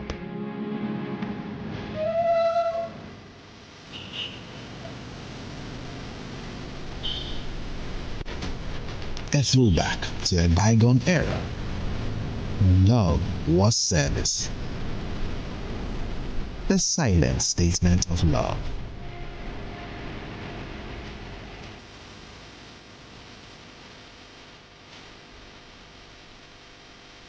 A thoughtful gesture that deepens bonds, balancing work and life.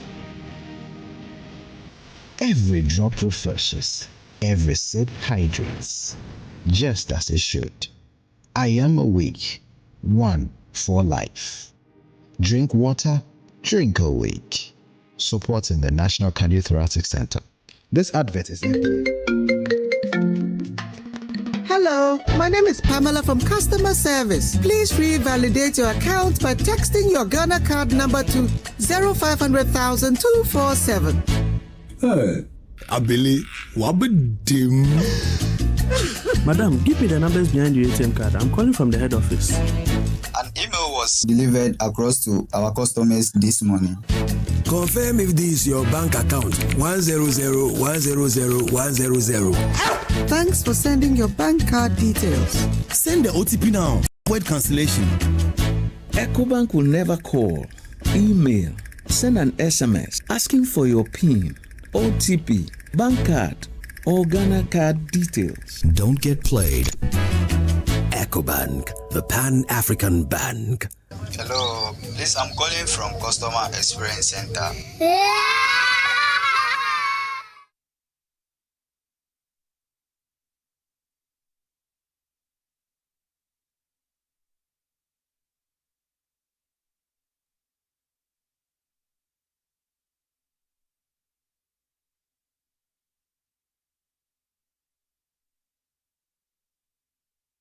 This week on the Career Trail. I normally don't talk about my childhood because I had a very awkward childhood. The second time that they came, they took him away for a long time, beat him till he started coughing blood. So I saw a lot of these things. There's not been any menial job that I haven't done. The only time I had a Christmas dress was I did a corn farm. I remember it was on dot, white and red, and then the white trousers that time, tight here, and then the baggy one. And then there was a rubber shoe called Montaki Polo. God has a sense of humor. When he has great things for you, he makes your beginning very humble.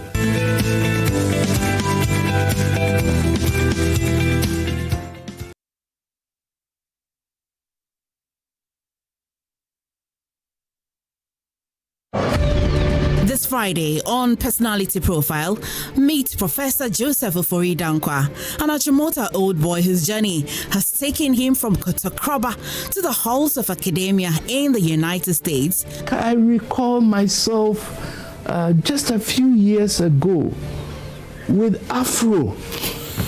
And I see you are laughing. There's hair still here, please.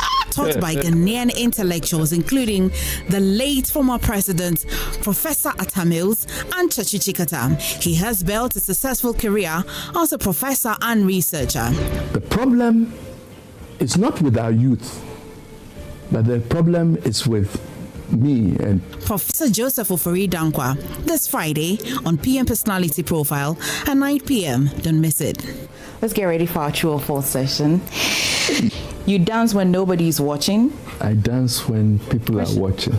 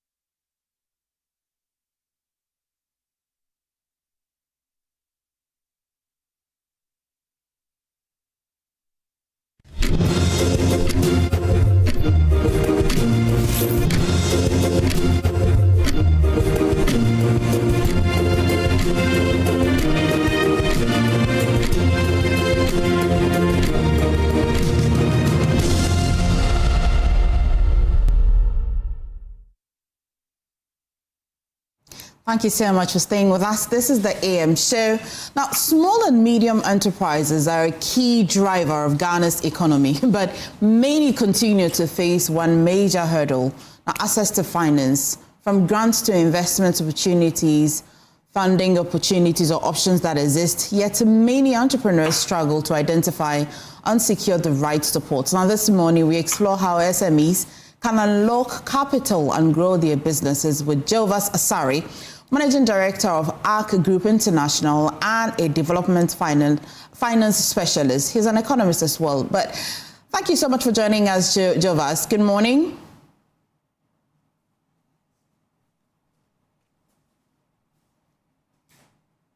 Good morning. Thank you for having me. How are you? Very well, thank you for asking. First, let's start. Tell me a little bit about the ARC Group International first, and then we'll situate the conversation this morning. Yeah, sure. So there's a problem in a lot of the settings we serve. We serve across 7 countries in Africa, and Ghana is one of our priority countries. And the common problem that we find is SMEs face a barrier to access the funding and investment they need to grow.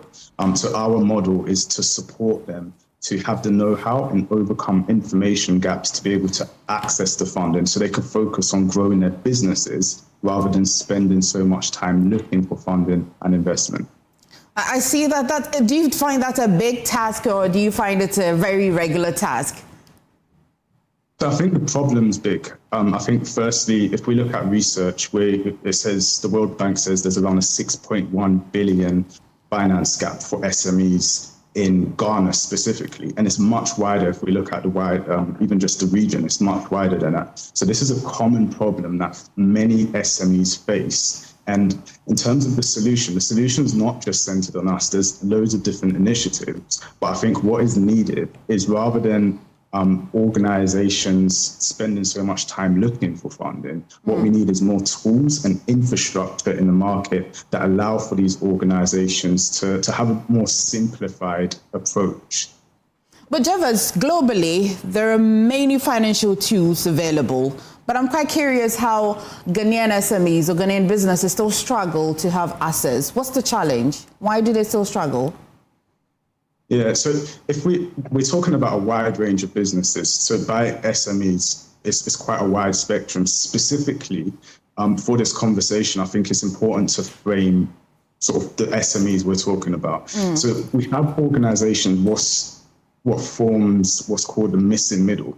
Essentially, those are organizations that are past that microfinance stage. They're not at an ideation stage, but they have potential to grow, but they're not yet at the large investment space either. So this is where you have a huge cluster of organizations that have high potential to grow, continue to create impact in their market, but they face barriers to be able to access the funding to grow as well. So these SMEs, yes, there's tools that are out there that they should be able to use, but I think what happens is, because they're facing such high barriers in terms of seeing what information there is to access grants, to know how to access these grants or investment, a lot of time gets spent on actually trying to look for grants and funding rather than positioning to use these tools to simplify, to be able to then focus on growing their businesses. Is that what you describe as the missing middle? Is that what you describe as the missing middle? How would you break down the missing middle for somebody who hasn't started a business yet, right? And yet is would deal with those who have started already and facing the barrier of the missing middle. But how would you break it down for a new entry or a new entrant to understand what the missing middle really is? Sure. So if you're an organization or a person that is planning to start a business, there's oftentimes the first step is actually starting that business, and you may need some capital to do that. Some organizations will bootstrap, there's microfinance and other things to seed the support of growing that organization at the very early stage. What happens is, as you grow beyond that very early stage, you start to need to recruit more team members. You might need more resources to expand your supply, etc. And that's where usually there's a big gap, where you need more funding to be able to expand and grow further. And that's what the missing middle is. It's when you've passed the ideation stage, but you're not quite at the huge investment stage either. So if you're starting a business, I think the main thing to do is not just the access to the early funding or the access to the early resources. It's also about positioning,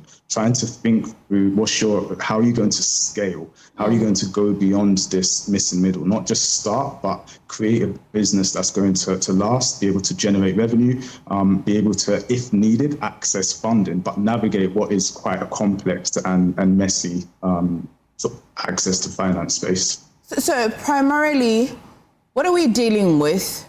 Access or shortage? Or the both coexist? So we believe, and we advocate for this quite strongly, it's not that there's a lack of capital. There's definitely capital out there from different sources, yes, with maybe slightly different agendas from those different sources. But the issue isn't a lack of capital, nor a lack of resources. Part of the main problem is that there's a lack of being able to access those funding and capital, or have the know-how and the infrastructure to do so. I like to think that a small business owner probably watching you this morning would say that, but I have been trying to access and it's not working. What are some of those very simple mistakes that small business owners do and which has now become that missing middle, which has now become the inaccessibility to the funding? What are some of the problems?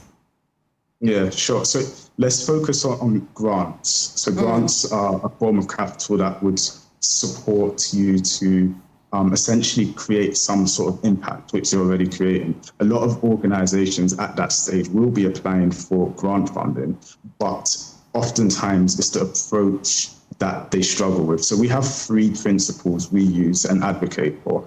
The first one is vision. That means that as an The first one is what? Say that again. Vision. Okay, vision, right. So that means as an organization that is trying to access some sort of funding or even beyond grants, the starting point is vision. Make sure you know what your vision is. You're not changing your organization to meet the funder's vision, but you're solid in what you're trying to achieve. But at the same time, funders and investors have vision as well, trying to find that overlap and align with funders that are trying to achieve the same thing that you are, allows them to partner well with you. So vision is the first principle. Always make vision the center of what you're trying to do and find that overlap with funders that are trying to do the same thing but need a good local partner or a good contextual expert. And that brings to the second principle, which is partnership. Companies that are knocking on doors for funding, that's fine, but you need to approach it with the right mindset where you are a contextual expert. You are the one that is solving a problem that's close to the context that you're serving. So that makes you an ideal partner for funders or investors that are trying to achieve a similar vision, but need a vehicle, i.e. a business that they can trust to be able to channel those funds through to create that impact. So when applying for grants or funding, it's not in the position of we need this money, please help us find funds or money. Instead it's saying that actually this is the problem we're solving, this is how we're doing it, this is the context, and we are the experts in solving this problem and the ideal partners to make that funding grow. And then the third principle is sustainability.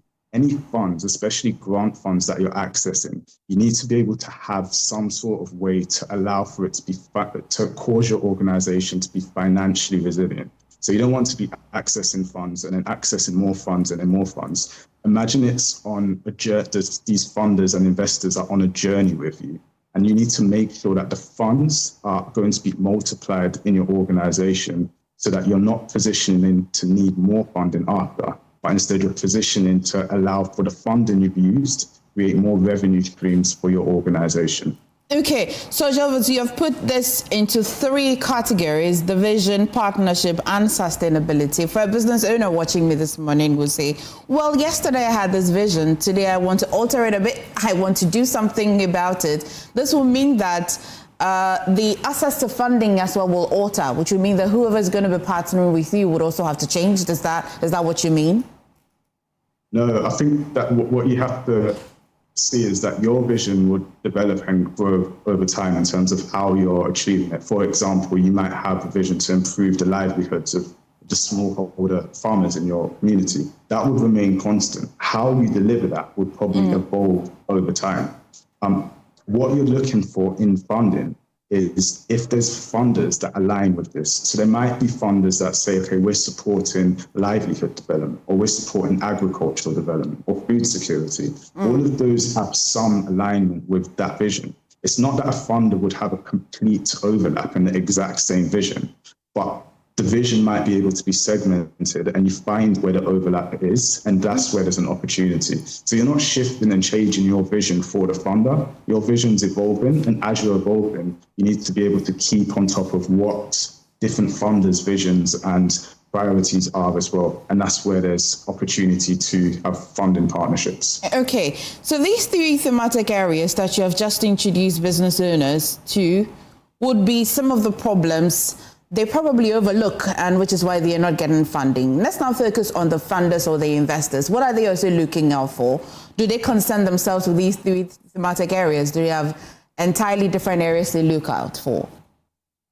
So funders are looking for some of the basics, such as your company should be legally registered. You should have some sort of ambition to grow beyond that funding, some sort of product or service that's solving a problem that you're trying to, that they're also trying to solve. And those are some of the basics. Each funder would be different in terms of their priorities and their thematic area. But in terms of what you want to do is make sure you have some of the fundamentals in place, such as registration, such as teams in place, etc. But it's important to emphasize, yes, the funder is looking for that, but you're not doing that because of the funder. Those are general things you want to have in place for growing any business, regardless if it is for aiming for funding or aiming for investment. And all of this is about risk, how the funders and the investors would see your organization in terms of their risk. If I'm an investor and I want to invest in an organization that is not registered yet, that raises red flags to me. So generally, it's important to have these fundamentals in place. But yes, funders and investors would be looking at also these same growth principles. Well, Jervis, you know, especially because you're set up in Ghana. Over here in Ghana, the most practical way for small business owners will be the traditional way, bank loans. That's one of the most quickest any business owner will think of. I like to expand my business. I need some investments. The first point they would think about would be the bank loans. But hearing from you now, you had mentioned a thing called grants, which would mean that there are different types of investments. You want to introduce our viewers to that? Yeah, sure. So grants are not loans. Grants are essentially, and they're not free money either. Some people think a grant is free money. No, it's not. I think it's important to understand that different funders and investors will be looking at returns regardless. A loan would look at financial returns. So the provider of that loan wants to grow their income. A grant would look at impact returns. So you might be saying, I'm going to expand my work to improve livelihoods of farmers in my community. That is the impact they want to see as they invest that grant in you. So yes, you don't need to pay them back financially, but you need to report to them that that impact is being achieved. Okay, that's one of the modules. Is there any other list? There's grants. In my little readings as well, I came across challenge funds, accelerators, angel investors, impact investments, blended finance, diaspora investments. That's a lot. It's just would be because of my reading I came across this. Would you want to walk us through some of these ones as well? And which ones small business owners or SMEs should focus on largely? Yeah, sure. So let me talk a little bit about blended finance, which sounds like a fancy term for something that's a lot more simple than it should be. So with blended finance, essentially you're saying, as we discussed before, the different visions and different agendas for funders and investors. As a business, when you're looking at what type of funding and investment might fund your business, it's important to be able to take a step back and strategize as well. So blended finance essentially says that with these different funders and investors with different agendas, they can come together to work for a common vehicle, your business. We bucket them into two categories. So concessional funders, these are things like grant funders that are looking at impact. And then you also have private investment, which is looking at financial returns. So I'll give an example. If I'm a business, we'll use the same improving the livelihoods of farmers that's around me, and I want to aggregate their harvest and bring it to market, and I've got a platform that I'm developing to do so. I can go to a grant funder and get the grant funder to support some of the development of that platform. And in return, I'm reporting on the impacts that's being done.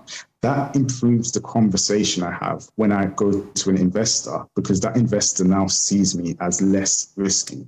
So that investor is able to say, okay, my perceived risk is now decreased. I'm now more confident that this business is making progress because there's a funder that's already backing them, but also that capital costs, the high costs that I would have had to incur as an investor to develop the platform further is being covered by this grant funder. So I can now get involved and be able to invest in this company. So it's not necessarily about the actual vehicles. To some extent it is, it depends on your business, but it's more about the strategy that underlies it. So in all of these different options, try to see what is the journey you're on and how you can pull the funders and investors in at different spaces. The two that we work on is grants. So accessing grants at that growth stage, which helps to de-risk, and then that positions an organization to leverage investment. The investment that we work on leveraging is diaspora investment. So essentially we're saying with diaspora, there's a slightly adjusts risk perceptions, or at least if it's channeled correctly, they may be good partners that bridge investment beyond the grant funding. So this is not to say those are the two categories that fit everyone, but it's to say, as you look for funding and investment, your objective is not just to knock on doors and anyone that gives money is suitable. Instead, it's to strategically see what is going to help position your organization for further growth along that journey. Well, Jejova, so that's for somebody who is looking. Let's get some free consultation, because you have done the research, you know the numbers, and you know the sectors, particularly in Ghana, that are ready for that potential funding or investment. The sectors in Ghana currently. Somebody's got their pen and paper, they're probably ready. They probably have never even thought about it, that this sector, if I went into it, there's some sort of funding or investment ready that I can harness. You want to walk us through some of these opportunities? Yeah, sure. But I think one caveat before that is the setting up the venture and the business, I think, should be based on solving a problem, not just where the funding is. In terms of where the funding goes, it varies. There's no shortage of funds. It's often about being able to see where the funds are. But if we're looking at the impact side of things, those funders, which can be family offices, it could be even the UK government fund stuff in Ghana, development partners, etc. They usually talk about impact in the form of sustainable development goals. So what that means is, if you're starting a venture in something that decreases poverty, or something that strengthens the reliability of energy access, those are all things that's already in the sustainable development goals. And it's very likely there's funding that would help to support the growth of the organization. So rather than a specific sector, I say the SDGs are usually a good starting point, not to start a venture just based on those, but you're already probably to have some sort of problem that you're solving along one of those SDGs, and that's a starting point. Okay. Well, I can have this conversation, Jovas, with you for a long while, but I may have to end the conversation. But a final question for you before I wrap would be that you have the attention of policymakers. They're watching us right now. If you have a second to just, recommend what we can do to improve SME financing in this country, what would that recommendation be? I would say that we need to look beyond the traditional boxes. In Ghana, we've done a report on this, which actually includes a fair amount of government and policy makers and development partners. on diaspora investment. Diaspora investment is one thing that has been taking place in Ghana for a long time, but there isn't the infrastructure in place to ensure that there's good partnerships that allow for the capital to flow and have good partnerships in the private sector. So that's just one example. I'll say from a policy standpoint, yes, there's a lot has been done in Ghana on diaspora investment, but we also need to move from just the policy to also implementation of infrastructure and supporting existing infrastructure, which Ghana does have some up and coming ones, so that we can make tangible differences. And again, the SMEs have tools they can use that they can use along their journey. Well, Jervis, I look forward to picking up this conversation again with you. Thank you so much for joining us on the show this morning. Thank you. Jervis Asari is Managing Director of ACK Group International, and he is a development finance specialist. Please stay away, nearly wrapping the show, but one more conversation before that.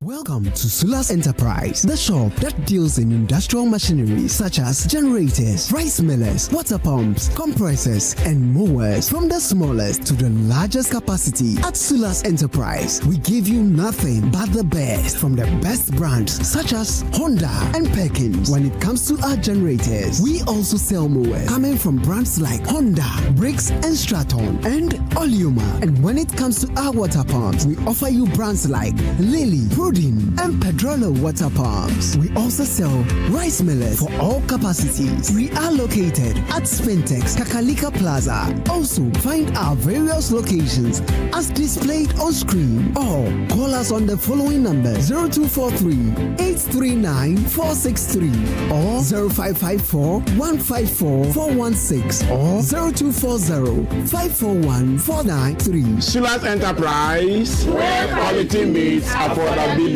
Another week is here on the greatest of all time show. My name is Giovanni Clip, and tonight we're bringing you talent. Contestant number one, let's bring Baby Car. Let's bring. You did it for you. Cut. Oh, there is a leakage. Where's the plumber? For quality and durability, insist on Syntex pipes. If you want quality, this be where you belong. Strong, tough, and reliable. Your perfect match to your trusted Syntex pipe. Syntex pipe, it they carry water, no wahala. Syntex pipe, it they make water they flow. Syntex, and you're strong, and you're tough.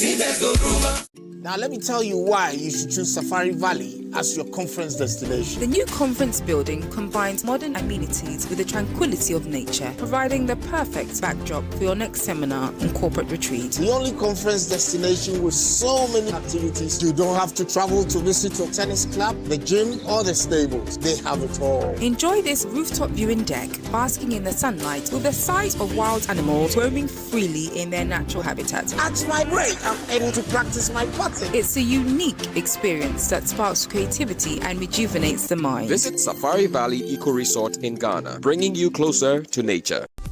Did you know that Ghana currently spends more than 8 billion Ghana cedis annually importing food that can be produced locally? That is why this June, Joy Business and the Super Morning Show, in partnership with the Federation of Associations of Ghanaian Exporters, FAGE, bring you the Joy Agribusiness Month 2026 under the theme From Soil to Sovereignty, Building Ghana's Agricultural Self-Reliance Through Innovation. Join us on the Joy Super Morning Show, Joy News, and across Joy Business platforms for a month-long national conversation on Ghana's food security and agribusiness future. Week 1 focuses on government policy, trade and financing for food sovereignty. Week 2 explores research, innovation, mechanization. Week 3 examines infrastructure, value addition, youth participation and agricultural financing, while Week 4 highlights opportunities across key horticulture value chains. The final week looks at consumer power and Ghana's roadmap to food sovereignty by 2030.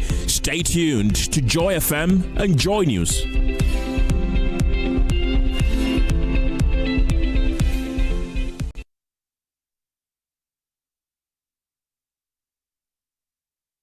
This house was once somebody's dream. A 3-bedroom home filled with family, laughter, kids playing around. But today, it's akin to an eco park. Weeds, plants, snakes. It's all falling apart. Join me on a journey to put this house in good shape.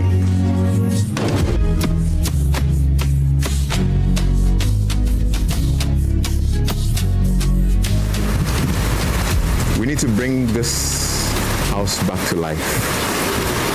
Yes, we will. Let's do this.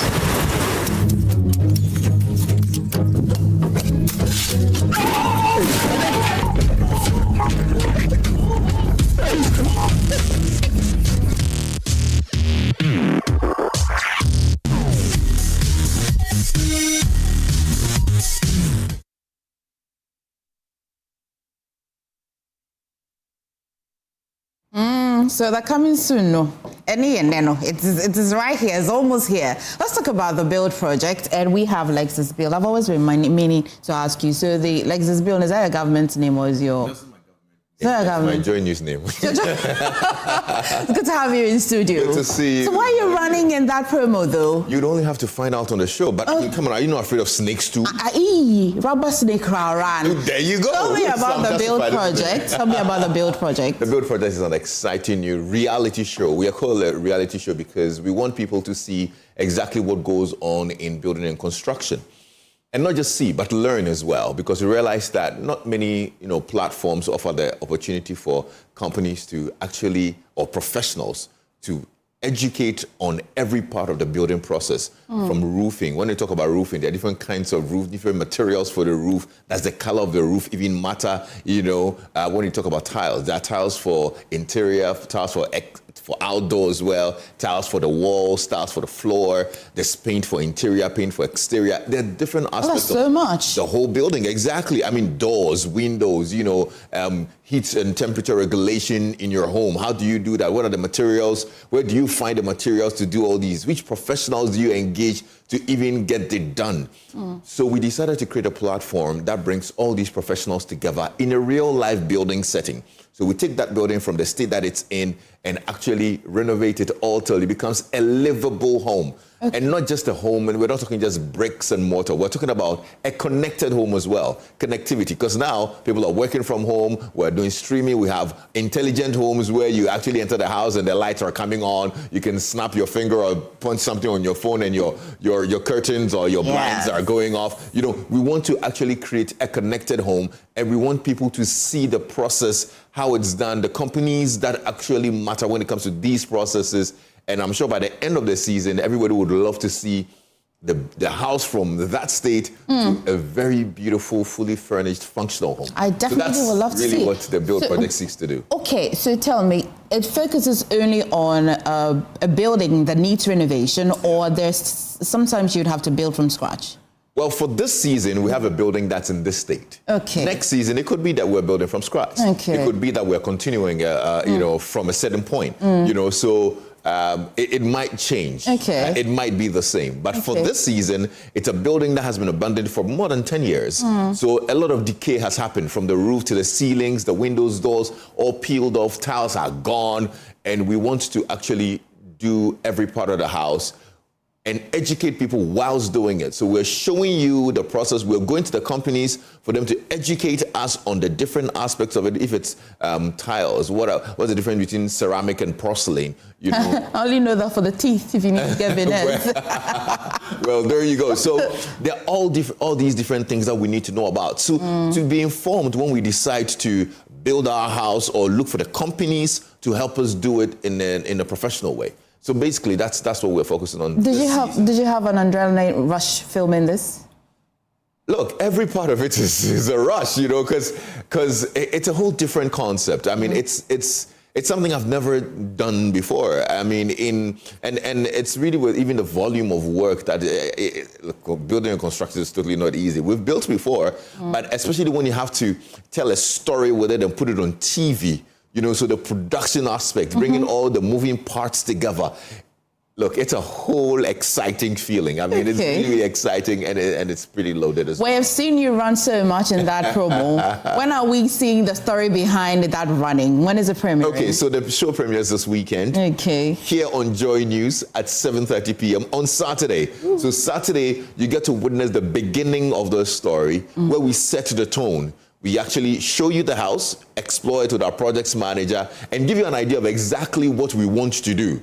You know, so the story progresses to now, okay, we've seen the house. What do? We need a projects manager. We go find a projects manager. We need to think about even insuring the site before workers go on, because it's a construction site. You know, we're peeling off things. Something can break. Somebody can fall from the roof, you know. So we need to talk. And that's really that's what makes this show even exciting, because there's so many different aspects of the building construction industry that needs conversations, like insurance. You know, because a lot of people build without insuring the site. So somebody gets injured and you are inundated with bills.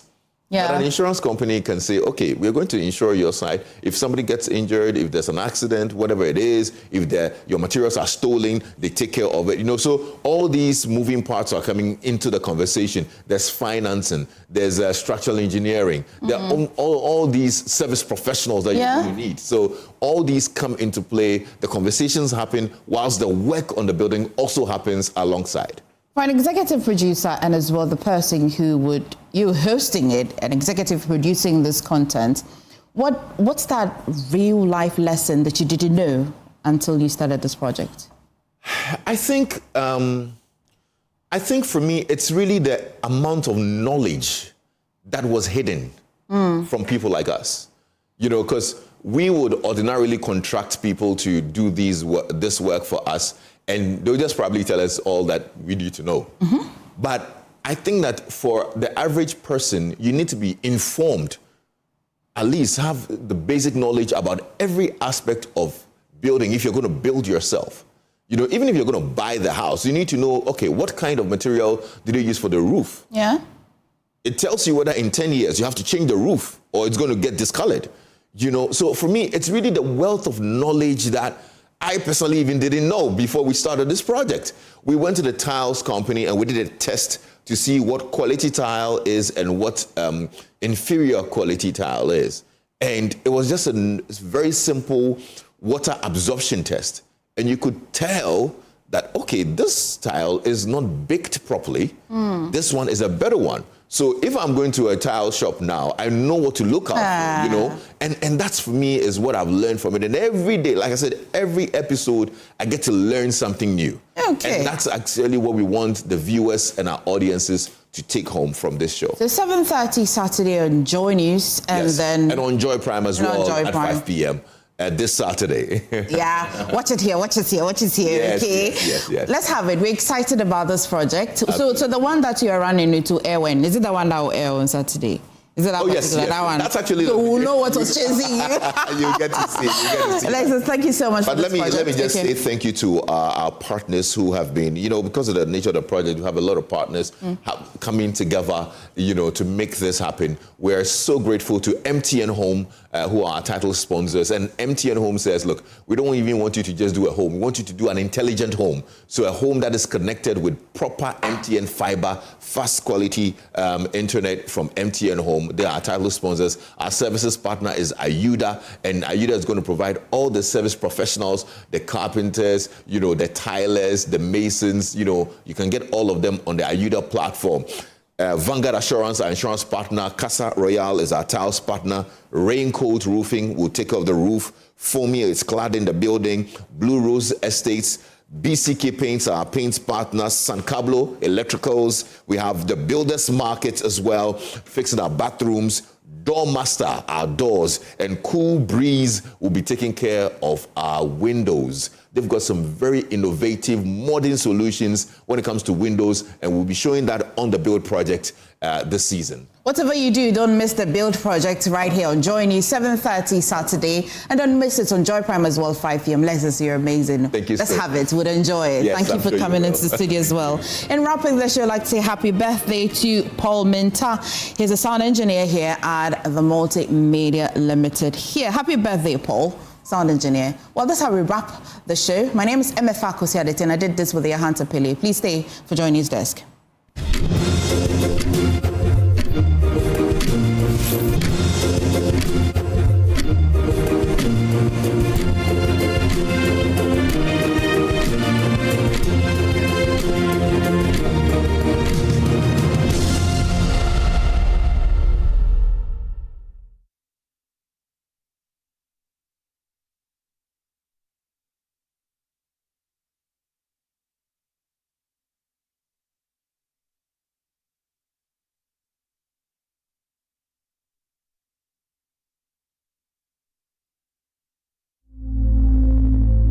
Imagine a family without a home.